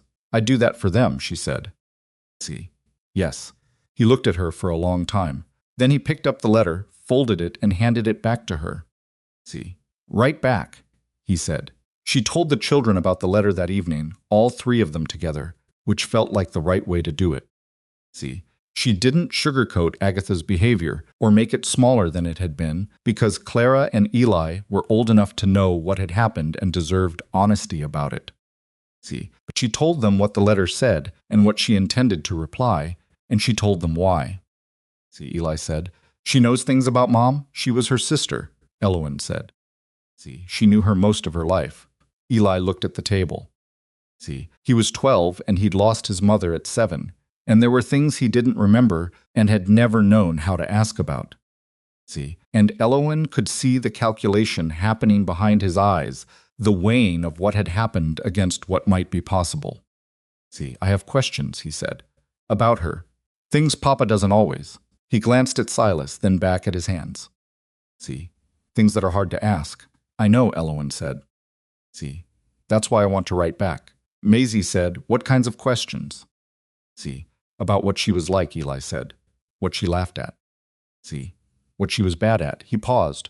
Papa always tells about the good things. See, but I want to know what she was bad at. It makes her feel more real. See, the table was very quiet. Clara looked at Eli for a moment with an expression that Elowen recognized recognition. See, the feeling of hearing something you'd been thinking in the dark named out loud for the first time. See, she was terrible at mornings, Clara said quietly. See, she hated getting up before 7. She did it every day because she had to, but she complained about it every single time. Her voice was careful, holding something. See, and she couldn't whistle. She tried constantly, and it always came out wrong, and it made her laugh at herself. See, Eli looked at his sister. She used to knock things off the counter, Clara continued. See, not drop them, knock them. She moved through the kitchen too fast, and she'd catch things with her elbow and then act like it hadn't happened. A small sound escaped her, not quite a laugh. See, Papa used to put things further back on the counter. See, she never figured out he was doing it. Silas at the end of the table was looking at his hands. See, she sounds like Eli, Maisie said. Yeah, Clara said. See, her voice had gone thick in a way she was managing. See, she does. Elowen looked at Silas. He looked at her. See, and there was something in that exchange, brief, wordless, that was about the strangeness and the grace of sitting at a table where a dead woman was being brought back to life by her children, by the small, imperfect things that made her real. See, while the living got on with the work of loving each other. See, Agatha wrote back within the week. See, she would visit in the fall if the invitation held. See, she would bring the letters Rebecca had written her over the years. See, she had photographs, 2 of them, taken in the early years of the ranch that she thought the children should have. See, Clara read that part of the letter twice. Then she folded it and gave it back to Elowen and said, tell her the invitation holds. See, the summer at Red Hollow was the fullest it had been in years. See, not because everything was easy, nothing about a working cattle ranch in the New Mexico Territory. In the summer of 1887 was easy, but because the household had found its rhythm. See, the particular rhythm that belongs to a group of people who have decided to be a family and have stopped negotiating the terms. See, Elowen worked. That had always been her constant. She rose before 4 and managed the household and learned the ranch alongside the children and made herself useful in the specific, unsentimental way that she'd promised in her letter months ago. See, but she also did things she hadn't promised. She taught Maisie to sew with a patience that Clara openly admitted she lacked. See, she sat with Eli in the barn on the bad days, and there were bad days. See, days when the work went wrong, or the animals were difficult, or Eli's 12-year-old body and 12-year-old emotions were at war with each other in ways he didn't have words for, and she said very little, and, see, let him be whatever he was without trying to fix it. See, and she sat with Clara over the accounts 3 evenings a week, and it had become the thing that Clara looked forward to most, which she would never say aloud. See, but which showed in the way she had the ledger out and the lamp lit before Elowen even arrived. See, Clara was sharp. She had always been sharp, but with someone to think alongside rather than alone, the sharpness went further. See, she started asking questions she'd never asked before about larger patterns in the ranch's finances, about what a bad year looked like versus a recoverable year. See, about what it would take to expand the cattle operation in 5 years if conditions held. See, big questions, long horizon questions. The kind that came from someone who was starting to believe they had a future worth planning for. See, one evening in late July, Clara looked up from the ledger and said, if I wanted to learn more real accounting, formal bookkeeping, would there be a way to do that? See, Elowen considered the question seriously, because Clara delivered it seriously. See, the schoolhouse and Dry Creek Crossing only goes so far, Elowen said. See, but there's a business college in Santa Fe. Correspondence courses, mostly. She paused. See, it would cost something, I know. Clara looked at the ledger. See, I've been looking at the numbers. I think we could manage it. See, have you talked to your father? Not yet. She glanced up. See, I wanted to think it through first. That's fair, Elowen said. See, you want to go in with a plan. Clara paused. See, would you help me make the argument? Elowen looked at her. See, you don't need my help making an argument. You're the best arguer in this household. See, I know, Clara said, but it means more if we both say it. See, Elowen understood what she was being offered. Not the argument itself, Clara was right, that she didn't need help with that. See, but the standing, the weight of being in the room alongside, rather than watching from the doorway. See, yes, Elowen said, I'll help you make the argument. See, Clara went back to the ledger, satisfied, and they worked in comfortable silence for another hour. See, Silas noticed the changes the way you notice weather, not always in the moment, but in the aggregate, looking back. See, he noticed that Eli's nightmares, which had been frequent in the spring, had become infrequent by summer. See, he noticed that Maisie had started completing things, whole pieces of sewing, whole tasks which she had previously abandoned halfway when she lost interest. See, he noticed that Clara laughed more, which was the strangest thing, because Clara had never been an unlocking child, but something had loosened in her that he hadn't known was tight. See, he noticed other things too. See, the way Elowen moved through the ranch with authority now, not the careful provisional authority of a newcomer, but the real kind, earned by months of knowing where everything was, and how everything worked, and who needed what. See, the way the kitchen felt different in ways he couldn't fully articulate, warmer without being foreign, organized without being unfamiliar. See, the way she looked at his children with something that was not performance. See, the way she looked at him. He had been married before. See, he had loved Rebecca with the totality that first love carries, the kind that shapes you so completely that you can't imagine the shape of yourself without it. See, losing her had been the worst thing that had ever happened to him, and he had survived it by narrowing. See, by reducing himself to what was necessary. Work, children. See, the ranch. Forward motion. He had not anticipated that forward motion would lead him here.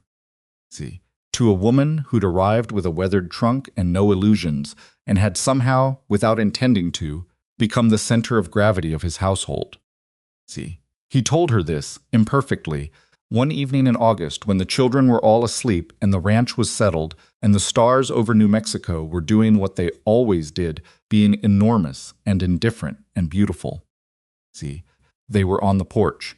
He'd brought out 2 chairs, which was something he hadn't done since Rebecca was alive. See, they sat and looked at the sky, and he said, I didn't come into this expecting to feel like this.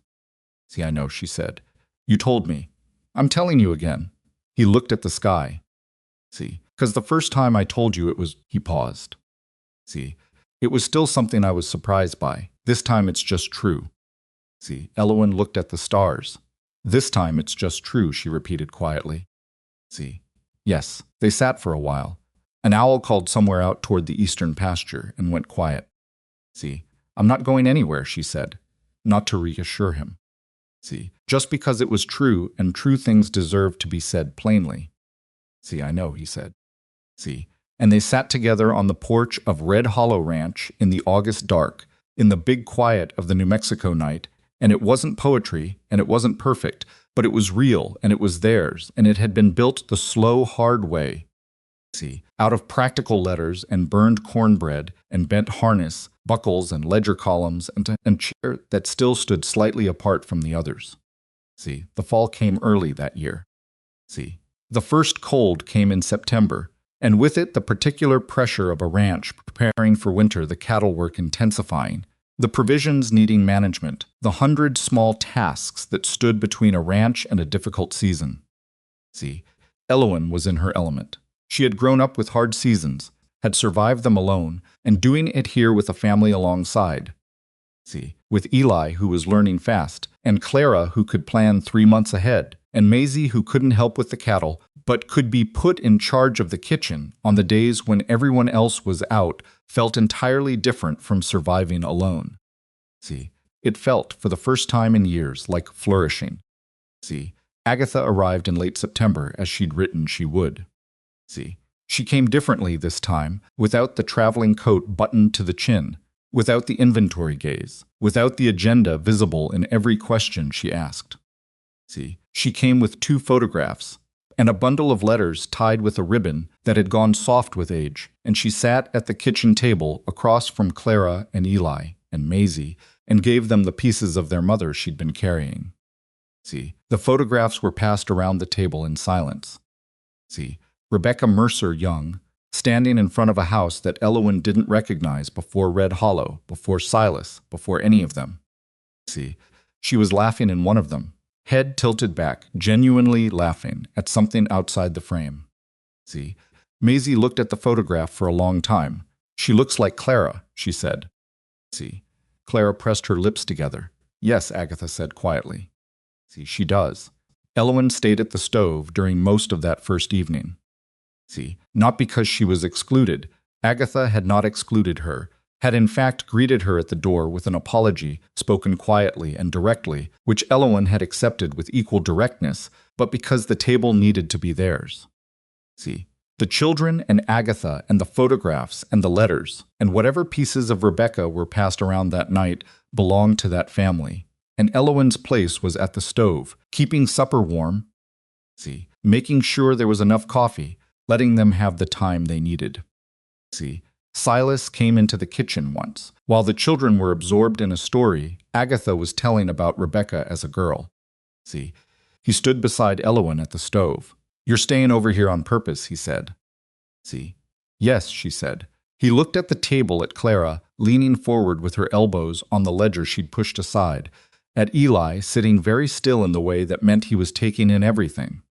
See, at Maisie sitting cross-legged in her chair, holding the photograph in both hands. See, thank you, he said. Elowen stirred the pot. It's the right thing, she said.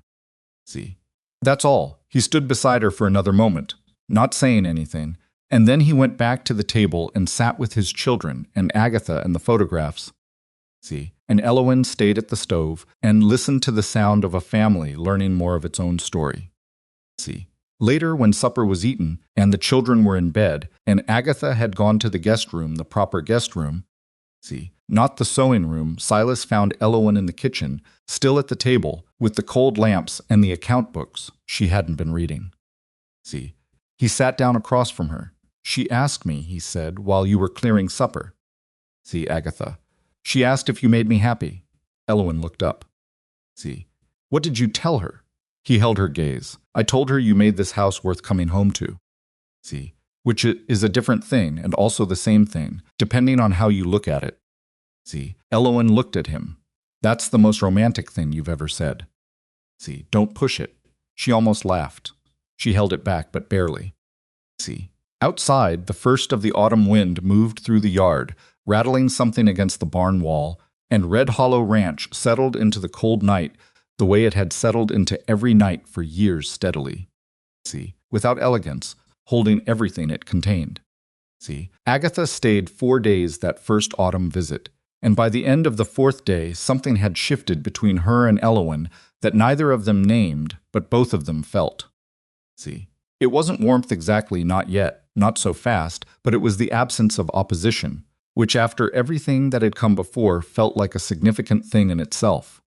See, on the morning Agatha left, she came to find Elowen in the kitchen before anyone else was up, the same she had on her first visit. See, but this time she didn't sit down with her hands folded and her eyes moving around the room taking inventory. See, she stood in the doorway and she looked at Elowen and she said, I want to say something before I go. See, Elowen poured a second cup and set it on the table. See, Agatha came in and sat. I was wrong, Agatha said. See, about what I thought you were, about why you came here. She wrapped her hands around the cup. See, I want you to know that I understand that now, not just that I lost the complaint. See, that I was wrong. Elowen sat across from her. Why are you telling me this? See, because I owe it to you. Agatha looked at the table. See, and because Clara's testimony, what she wrote to Ward, I've read it several times since he sent it. See, she said you were the first person who made it clear you weren't trying to take her mother's place. She paused. See, I was trying to protect Rebecca's place. I thought someone needed to. See, but I was doing it badly, and I was doing it too late, and I was doing it at the expense of 3 children who had already survived something terrible. She looked up. See, that's not protecting anyone. That's just grief, looking for something to hold on to. See, the kitchen was quiet. The fire crackled in the stove. See, I know what grief does, Elowen said. I lost everything I'd built over 8 years in 3 days. See, when the flooding came, she looked at her cup. For a while after that, I was angry at things that hadn't done anything to me. See, angry at anyone who still had what I'd lost. She paused. See, it's not an excuse, but I understand the mechanism. See, Agatha was quiet for a moment. You're more generous than I deserve. See, probably, Elowen said. But I'm also practical. You're the only connection those children have to their mother's family. See, Maisie barely knew her. Eli has gaps he doesn't know how to fill. See, and Clara, she stopped. Clara carries more of Rebecca than she realizes, and part of carrying it well is knowing what she's carrying. See, you can give them that. If you're willing to show up for them the right way, that's worth more than staying angry at you. See, Agatha looked at her for a long time. There was something in her face that was not comfortable, the particular look of someone being seen more clearly than they'd prepared for. See, what do you want from me? Agatha asked. Nothing, specifically, Elowen said. See, come when you can. Bring the stories. Let them ask questions about their mother. See, let them know who she was before she was their mother. She paused. See, and let them be happy without thinking it means they've forgotten her. See, because they haven't. They won't. Agatha picked up her coffee cup and held it for a moment. See, then she set it down. She would have liked you, she said. See, not easily, like something she'd been working up to. See, Rebecca. She didn't have patience for pretense. See, she said what she meant, and she did what she said, and she had very little use for people who couldn't manage the same. Agatha looked at her steadily. See, you'd have gotten along. Elowen didn't say anything for a moment. See, something moved in her chest that was hard to categorize, not grief exactly, because she hadn't known Rebecca, but something adjacent to it. See, the feeling of being connected to someone through the shape of who you are, rather than through any shared history. See, thank you, she said, for saying that. Agatha nodded. See, she finished her coffee and stood and straightened her coat and went to pack the rest of her things. See, she was on the stage by 9 o'clock. Silas drove her to town. See, the children watched the wagon go from the porch, Maisie with her hand raised in a wave, Eli with his hands in his pockets, Clara with her arms crossed but her face open in a way she hadn't worn on the morning Agatha first arrived. See, Elowen stood behind them. When the wagon disappeared around the bend, Maisie said, "Is she coming back?" See, "Yes," Elowen said. "In the spring," she said. "Good," Maisie said. See, she knows the good stories. Winter came to Red Hollow like it always did without asking permission and earlier than anyone wanted. See, by November the mornings were sharp enough that your breath made clouds in the barn, and the cattle work intensified in the way that winter cattle work always did, which was relentless and cold and unglamorous and essential. See, Elowen had been through hard winters alone on her farm south of Santa Fe. See, she knew what sustained effort in the cold felt like, knew the particular way exhaustion accumulated across weeks of it. See, knew the specific character of the hard season when it wasn't just your body doing the work, but your will, every morning choosing to get up again. See, this winter was different. This winter she was not alone. See, that sounds simple when you say it. It was not simple when you lived it. See, being not alone meant that someone else's bad day became part of your day. See, Eli came in from the morning cattle work one December afternoon in a fury about something that had gone wrong with a fence repair, and his fury needed somewhere to go, and it went into the kitchen, and Elowen was in the kitchen. See, and she absorbed the first edge of it before he'd calmed enough to explain what had happened. See, Being not alone meant that when Maisie was sick in mid-December with a chest cold that kept her awake coughing for 3 nights, those 3 nights belonged to everyone, not just to the child who was sick. See, it meant that Silas's silence on the hard days, and he had hard days. See, days when the ranch felt like an impossible weight, and the gap between what he'd planned and what was possible yawned wide, that silence was something Elowen had to learn to sit beside without trying to fill it. See, none of that was easy. None of it was the version of partnership that got written down in letters between strangers. See, it was the real version, daily and specific, and sometimes irritating and sometimes exhausting, and Elowen found to her own surprise that she valued it more than she'd ever valued the easy kind. See, because the easy kind had never lasted. Her farm had been the easy kind, just her and her land and her choices, no one else's rhythms to accommodate.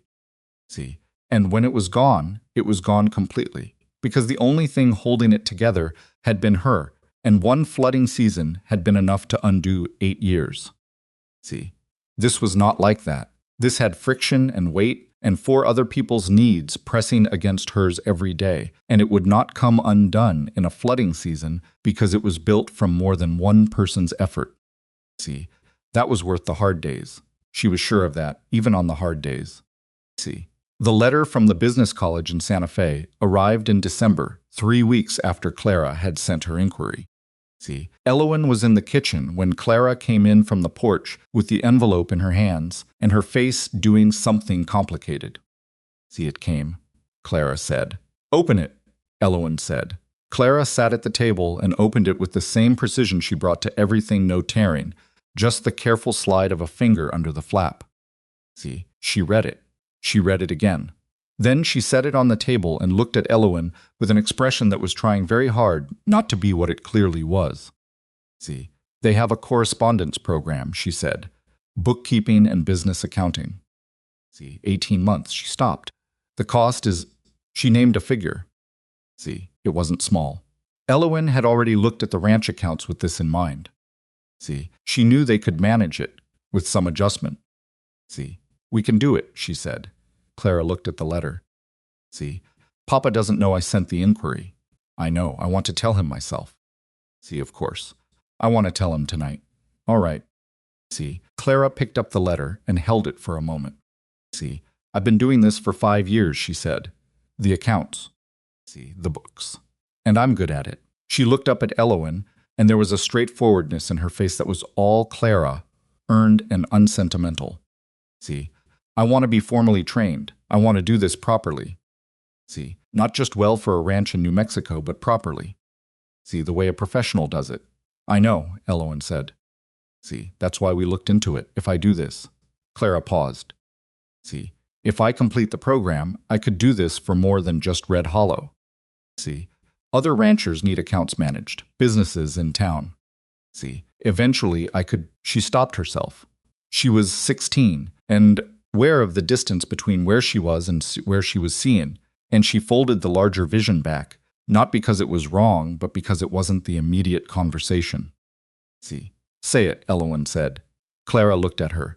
Eventually I could build something of my own, she said. See, something that isn't just inheriting what's here. See, but that I made. Elowen held that for a moment. Your mother built this ranch with your father, she said. See, not by herself, but she was part of building it. That's in you, she paused. See, building something of your own is not turning away from that. See, it's the next thing. Clara's jaw tightened in the way it did when something was landing somewhere real. See, will you be there, she asked, when I talk to Papa? See, yes, Elowen said. I said I would. See, Silas's reaction was not what Elowen had expected, which was that he said yes almost immediately, and the yes was not reluctant or conditional. See, he read the letter, see, looked at the cost figure, see, looked at Clara, see, and said, if you want this, see, we'll find the money. See, Clara looked thrown. She had prepared an argument. See, Elowen had helped her prepare it, and it was a good argument, built on facts and projections and the 5 years of demonstrated capability in the ranch ledgers. See, Clara had been ready to deploy it methodically. She had not been prepared for yes on the first turn. See, You're not going to ask me to think about it more, Clara said. See, Silas handed the letter back. You've been thinking about it for months, he said. See, I know what you look like when you're thinking about something. He set his hands on the table. See, you're 16 and you've managed these accounts better than I could have managed them, and you're telling me you want to learn to do it properly. See, why would I say anything other than yes? Clara stared at him. See, close your mouth, he said, not unkindly. She closed it. See, Elowen, he said, looking at her. Yes, she said. See, you knew about this. She asked me to help her prepare the argument, she said. See, she didn't need it. He looked at Clara. Start in January if the program allows it. See, get enrolled before winter's out. Clara looked down at the letter in her hands. See, then she did something that Elowen had not seen her do in the 7 months she'd been at Red Hollow. See, she got up from her chair and went around the table and put her arms around her father's neck. Briefly, the way a girl does when she's been raised not to make a fuss about things, but some things are too large to manage without touching someone. See, Silas put his hand on the back of her head for a moment. See, she straightened and walked back to her chair and sat down and looked at the letter again like nothing had happened. See, I'll write to them tomorrow, she said. All right, Silas said. See, Elowen looked at the kitchen table, at the account books stacked at the end near Clara's place, at the supper dishes not yet cleared, at the lamp burning in the middle of it all. See, a very ordinary kitchen, a very ordinary evening. She was grateful for it in a way she hadn't known she was capable of being. See, January brought the coldest stretch Red Hollow had seen in years. See, Silas said it was the coldest since the winter of 81, which Elowen took on faith since she'd been elsewhere in 81. See, the cattle work was brutal and unrelenting, and by the middle of the month, everyone on the ranch was operating on less sleep than was sensible and more coffee than was advisable. See, Elowen's first correspondence materials from the business college in Santa Fe arrived for Clara in the 3rd week of January. See, a thick envelope that Clara carried inside with both hands and then spent the rest of the day reading in every spare moment at breakfast, between chores after supper. See, Elowen watched her work through the first module with the focused intensity of someone who had been waiting for something at this level for years without knowing what it was. See, this is what I've been doing, Clara said one evening, looking up from the course materials spread across the kitchen table alongside the ranch ledger. See, the methods they're describing. I've been doing versions of these since I was 12. See, I know, Elowen said, which means you'll move through it faster than someone starting from nothing. See, I'm going to finish in 12 months instead of 18, Clara said. See, not as a boast, as a plan. Maybe, Elowen said, don't rush it to rush it. See, the point is learning it right, not finishing fast. See, Clara looked at her. I know that, a pause, but I'll still finish in 12 months. See, Elowen smiled. Let it go. The hard thing happened in February, on a morning that started like any other morning and stopped being ordinary by 8 o'clock. See, Silas had gone out before dawn to check on a section of the north fence that Eli had reported problems with the day before. See, he was supposed to be back by breakfast. He wasn't back by breakfast. See, he wasn't back by 9. By 9:30, Elowen had sent Eli out to find him, keeping her voice steady and her face calm because Maisie was in the kitchen, and Maisie read faces the way some people read weather. See, Eli came back at 10 with Silas walking beside him walking, which was the first thing Elowen checked, and Silas was holding his left arm in a way that told her everything before he said a word. See, horse stepped sideways on the ice, he said, coming through the kitchen door. See, I came off. It's probably not broken. Elowen looked at his face, which was the color of old ash. See, sit down, it's probably not Silas. See, sit down. He sat down. It wasn't broken, as it turned out, but the fall had wrenched his shoulder badly enough that he couldn't use the arm properly. See, and the doctor who came out from Dry Creek Crossing the following day told him he needed to stay off it for at minimum 3 weeks, preferably 4, and that getting back on a horse before then would be a very poor decision. See, Silas's response to this information was to say in a tone that communicated skepticism, And Elowen's response to that was to have a brief, direct conversation with him that evening, in which she pointed out that 4 weeks with a properly healed shoulder was considerably better than the rest of his life with one that hadn't been given time to set right. And that she and Eli and Clara between them could manage the ranch for 4 weeks without the operation collapsing. He didn't argue, which meant he was in more pain than he was showing. Those 4 weeks were the hardest stretch Elowen had navigated at Red Hollow. The winter cattle work fell to her and Eli, and whatever help they could get from neighboring ranchers, which was some but not enough. Clara ran the household and her correspondence coursework simultaneously, managing both with the controlled precision that was entirely her own. Maisie helped in the kitchen without being asked, which at 7 meant she was occasionally more work than help, but she meant it sincerely, and Elowen never said so. Silas sat in the kitchen and hated every minute of it. He was not a man built for sitting, and he made this known primarily through silences that had a particular texture. Elowen developed a system of giving him things he could do with one hand mending harness leather, reading through the accounts when Clara wanted a second eye, sharpening tools so that his body had something to do while his shoulder healed. It helped. Not completely, but enough. One evening in the 3rd week, he was sitting at the kitchen table while Elowen cleaned up after supper, and he said, without preamble, "I owe you something." She glanced at him. "What?" "An honest accounting." He said it the way he said things that had been sitting in him for a while. "You've been running this ranch for 3 weeks, you and Eli and Clara." Without complaint. Let me finish. He looked at the table. When I put the advertisement out, I told myself I was looking for capability. Practical help. Someone who could work. He paused. I told myself that because the alternative admitting I was looking for someone to depend on felt like it cost me something I wasn't willing to pay. Elowen dried her hands and came and sat across from him. I was wrong about what it would cost, he said. Depending on someone, the right someone doesn't cost you. It's the only thing that's gotten me through this month without losing my mind. He met her eyes. I'm not good at this kind of talking. You're doing fine, she said. I love you, he said, plainly, without ceremony. The way he'd said the case is dismissed just the fact, delivered directly, because that was how he was, and she knew it, and it required no decoration. I know, she said. Do you? He looked at her steadily. Not the early version of it. Not the "this arrangement has become more than I expected" version. The real version. The version where I would be genuinely diminished without you. Elowen looked at him for a long moment.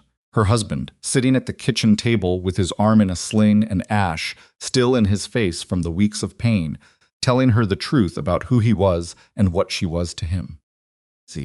Yes, she said, I know. She reached across the table and put her hand over his good hand. And I love you the same way. The real version. She paused. Though I'd prefer you stay on the horse next time. He made a sound that was almost not quite, but almost a laugh. Noted, he said. By the time spring came back around, Red Hollow Ranch had made it through the hard winter intact. Not without damage, 2 cattle lost to the cold, 1 section of fence that would need full replacement come thaw, the supply stores thinner than Elowen would have liked. But intact in the ways that counted. People were whole. The operation would recover. Clara was 4 months into her correspondence program and running a month ahead of the course schedule. Eli had grown 2 inches since March and was at 13, beginning to look like the rancher he was becoming rather than the boy he'd been. Maisie had finished her first complete piece of embroidery in February and had presented it to Elowen with the solemn pride of an 8-year-old who had achieved something she cared about deeply. Elowen had it on the wall in the sewing room. It was crooked and one section of the pattern had gone sideways in a way that was never going to be right, and it was one of the things she valued most in the entire house. Spring brought Agatha back, as she'd promised. She stayed a week this time, and it was easier than the fall visit, which had been easier than the summer visit, which was how things go when people decide to try. See, she brought more letters. She brought a story about Rebecca that made Clara laugh out loud at the supper table, a real laugh, unguarded. See, the kind that surprised the person doing it, and in the aftermath of the laugh, Clara looked slightly embarrassed, and Agatha looked quietly pleased, and Silas looked at the table with an expression that was grief and gratitude in equal measure, see, which was what the real version of healing looked like. See, not clean, not resolved, just both things at once held together. See, Elowen and Agatha had a conversation in the kitchen on the third morning of the visit, and this time it was not about complaints or grief or territory. See, it was about Rebecca's recipe for a particular bread that Agatha thought Maisie might like to learn, and about whether the summer would bring enough rain, see, and about a book Agatha had read on the stage coming up from Santa Fe that she thought Clara might want to borrow. See, an ordinary conversation between two women who had started as opponents and were becoming, slowly and without fanfare, something more functional than that. See, not friends, perhaps.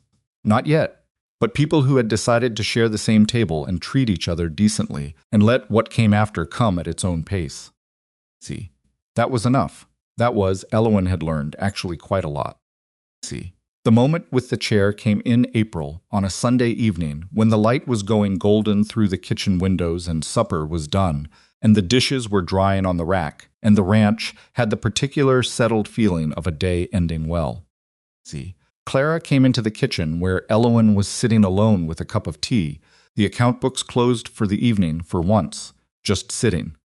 See, she had something in her hands, a cushion old faded blue, the kind of faded that happened over years of use. See, Elowen recognized it from the sewing room, from the shelf where she'd seen it but never touched it. See, she understood, without being told what it was. Clara stood in the middle of the kitchen and looked at the chair. See, the chair that had stood slightly apart for more than 5 years. See, the chair that Elowen had never touched, never claimed, never suggested anyone move. See, Clara put the cushion on the seat. She stood back and looked at it. See, Elowen waited. "I've been thinking about something you said," Clara said, not looking away from the chair. See, back in the fall. "You said that the chair didn't have to be a monument. See, that it could be something the family used, sometimes empty, sometimes not, but not a monument that kept people from moving forward." "See, I remember," Elowen said. "I thought about it all winter," Clara said. See, about what it means to honor someone. She finally looked at Elowen. See, my mother wasn't her chair. She was Clara stopped. See, tried again. She was the woman who knocked things off the counter and couldn't whistle and stayed up late over the sewing. See, she was those things. Not a chair. She paused. Keeping it empty doesn't keep her alive. See, it just keeps us from sitting down. The kitchen was very still. See, you should sit in it, Clara said, if you want to. See, Elowen looked at the chair, at the faded blue cushion on the seat. See, not as her replacement, Clara continued. Not as anything other than a person who lives here and belongs here and has earned a place at the table. She swallowed. See, you've earned it. You've earned it 100 times over since March. See, Elowen sat very still with her tea. See, I'm not going to rush you, see, Clara said. See, which was almost funny. See, coming from Clara, see, who rushed everything she cared about. See, she said it and clearly heard herself say it because she added, "That's a new thing for me." See, I noticed, Elowen said. They looked at each other. See, 16 years old and 33 years old, standing in the kitchen of a ranch in New Mexico territory with the spring light going long and gold through the windows. See, connected by 7 months of shared ledgers and bad harvests, and a complex grief that neither of them owned entirely, but both of them had been carrying. See, the chair is part of the family, Elowen said finally. See, that's the right way to think about it, not mine. See, not hers, the family's, she paused, and sometimes I'll sit in it.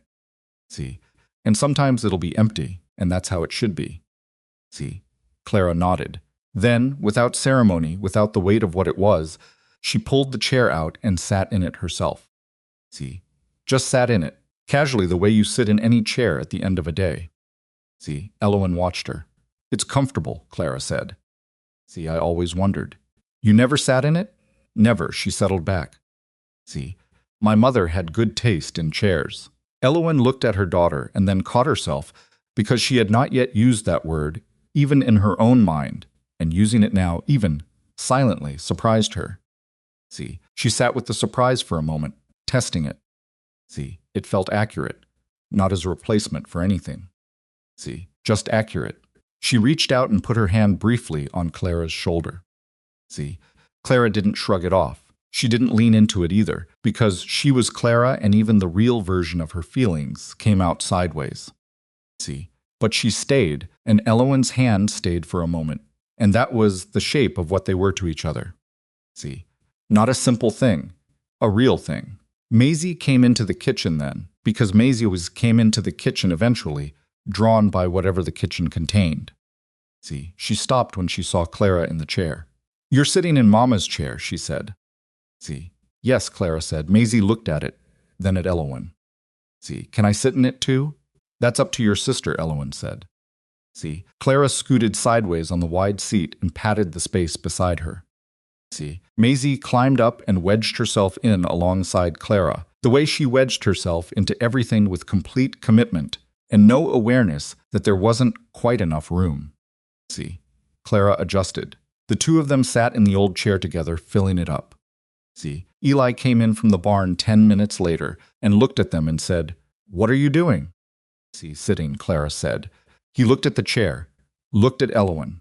See, she said nothing, which was his answer, and he came over and put his forearms on the back of the chair and leaned on it, not sitting, just present. See, there, part of whatever this was. See, Silas came in from the yard a few minutes after that, stamping mud off his boots, and stopped in the kitchen doorway when he saw all of it, the children in Rebecca's chair, Elowen at the table, the spring light, the end of the day. See, he looked at Elowen. She looked back at him. She didn't know what was in her face, but whatever it was made him cross the kitchen and sit down at the table beside her. See, he didn't say anything about the chair. He didn't make anything of it. See, he just sat down with his family in his kitchen and reached over and took her hand the same way he'd done in February, without ceremony, because they had gotten past the point of ceremony and into the better territory beyond it. See, "Is there coffee?" he said. "There's always coffee," Maisie said from the chair. See, there is something nobody tells you about starting over in the middle of your life. See, they tell you it's possible, sometimes. They tell you about resilience, about strength, about survival. See, what they don't tell you is how specific it is, not abstract survival. See, not the general concept of strength, the specific, daily, imperfect work of one person deciding again and again to show up for the life that's in front of them, not the life they'd planned. See, Elowen had not planned any of this. She had planned a farm south of Santa Fe and 8 years of her own work, and she had lost it. See, and she had been left with the particular kind of empty that comes not just from losing things, but from losing the future you thought the things were building toward. See, that emptiness had a specific weight. She knew it well. See, what she'd found at Red Hollow, what had been handed to her in pieces over months by 3 children and a quietly stubborn man, was not a replacement for what she'd lost. See, she had understood that clearly since the beginning. See, you couldn't replace what a flooding season took. You couldn't rebuild the same structure in a different place and call it the same life. See, but you could build something else, something that had its own structure, its own weight, its own particular character. See, something that was unmistakably yours, even though it hadn't been what you intended. See, that was what this was. The summer that followed was the best Red Hollow had seen in several years. See, the rains came at the right times. The cattle operation expanded modestly, as Clara had projected it could if conditions held.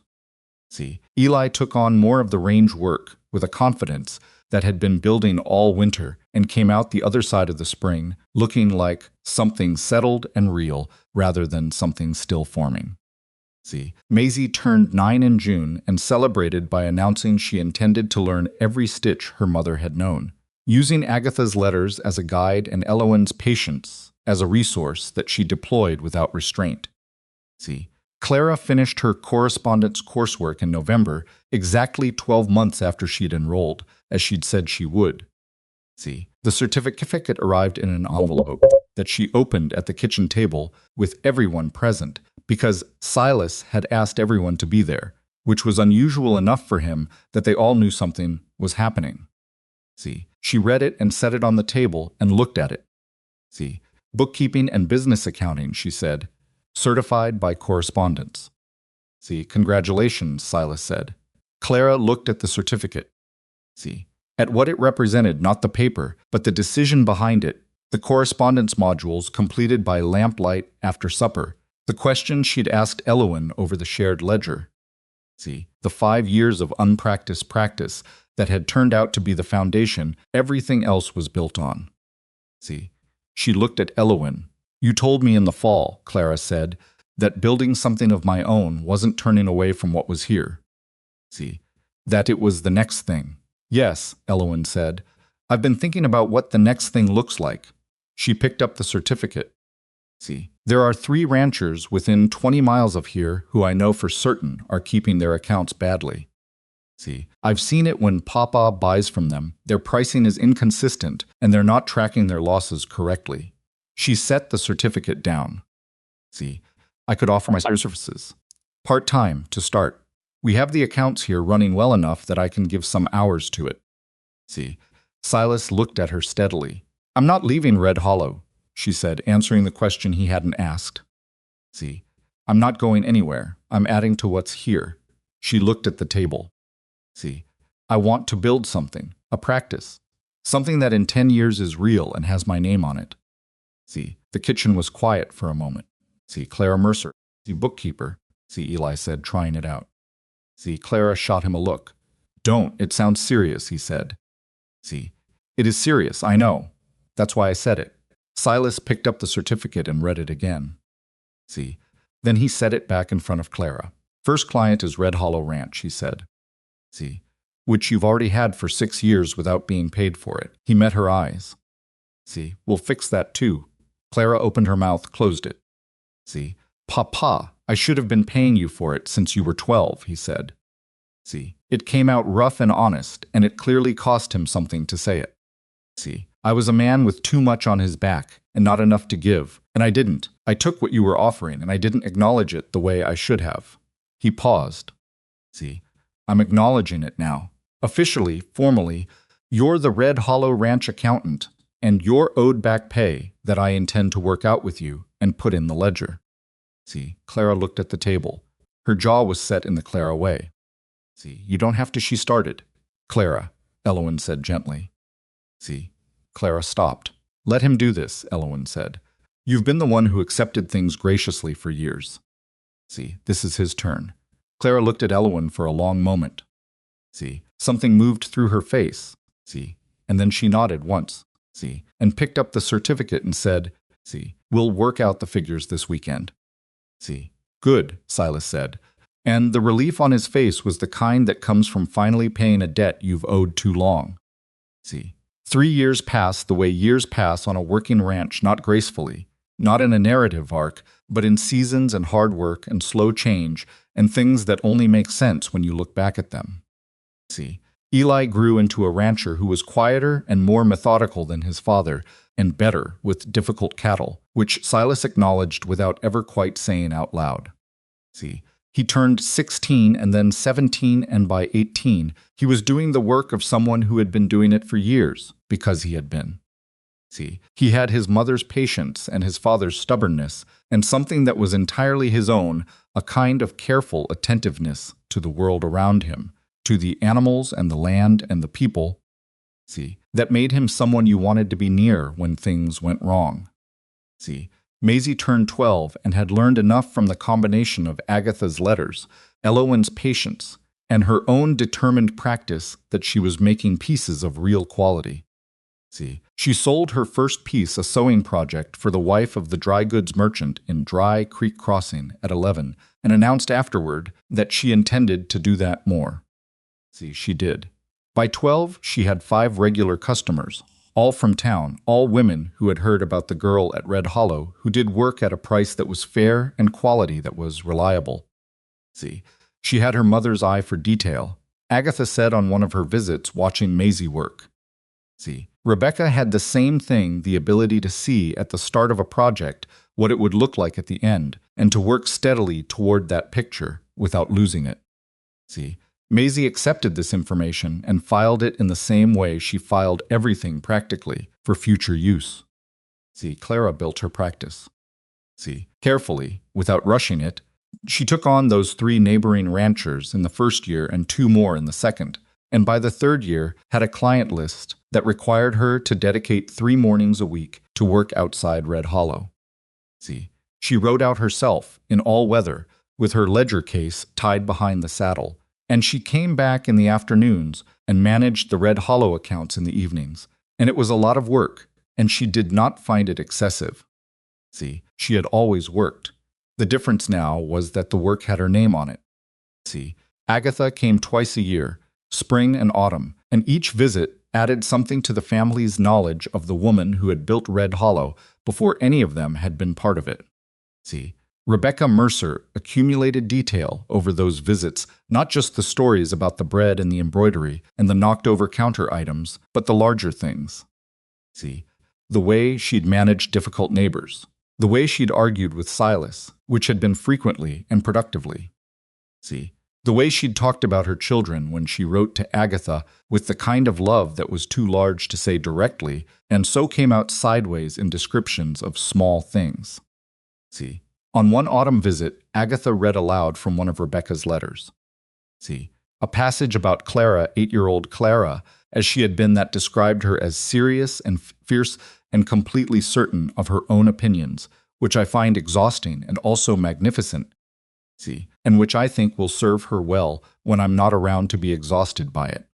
See, Clara sat very still when Agatha read that. Then she said she knew. See, she suspected, Agatha said gently. She was sick for longer than she told Silas. See, she had time to think about what she was leaving. See, Clara looked at the letter in Agatha's hands. Did she say anything about? See, about you specifically? Agatha found the passage. See, she read quietly, Clara will carry too much.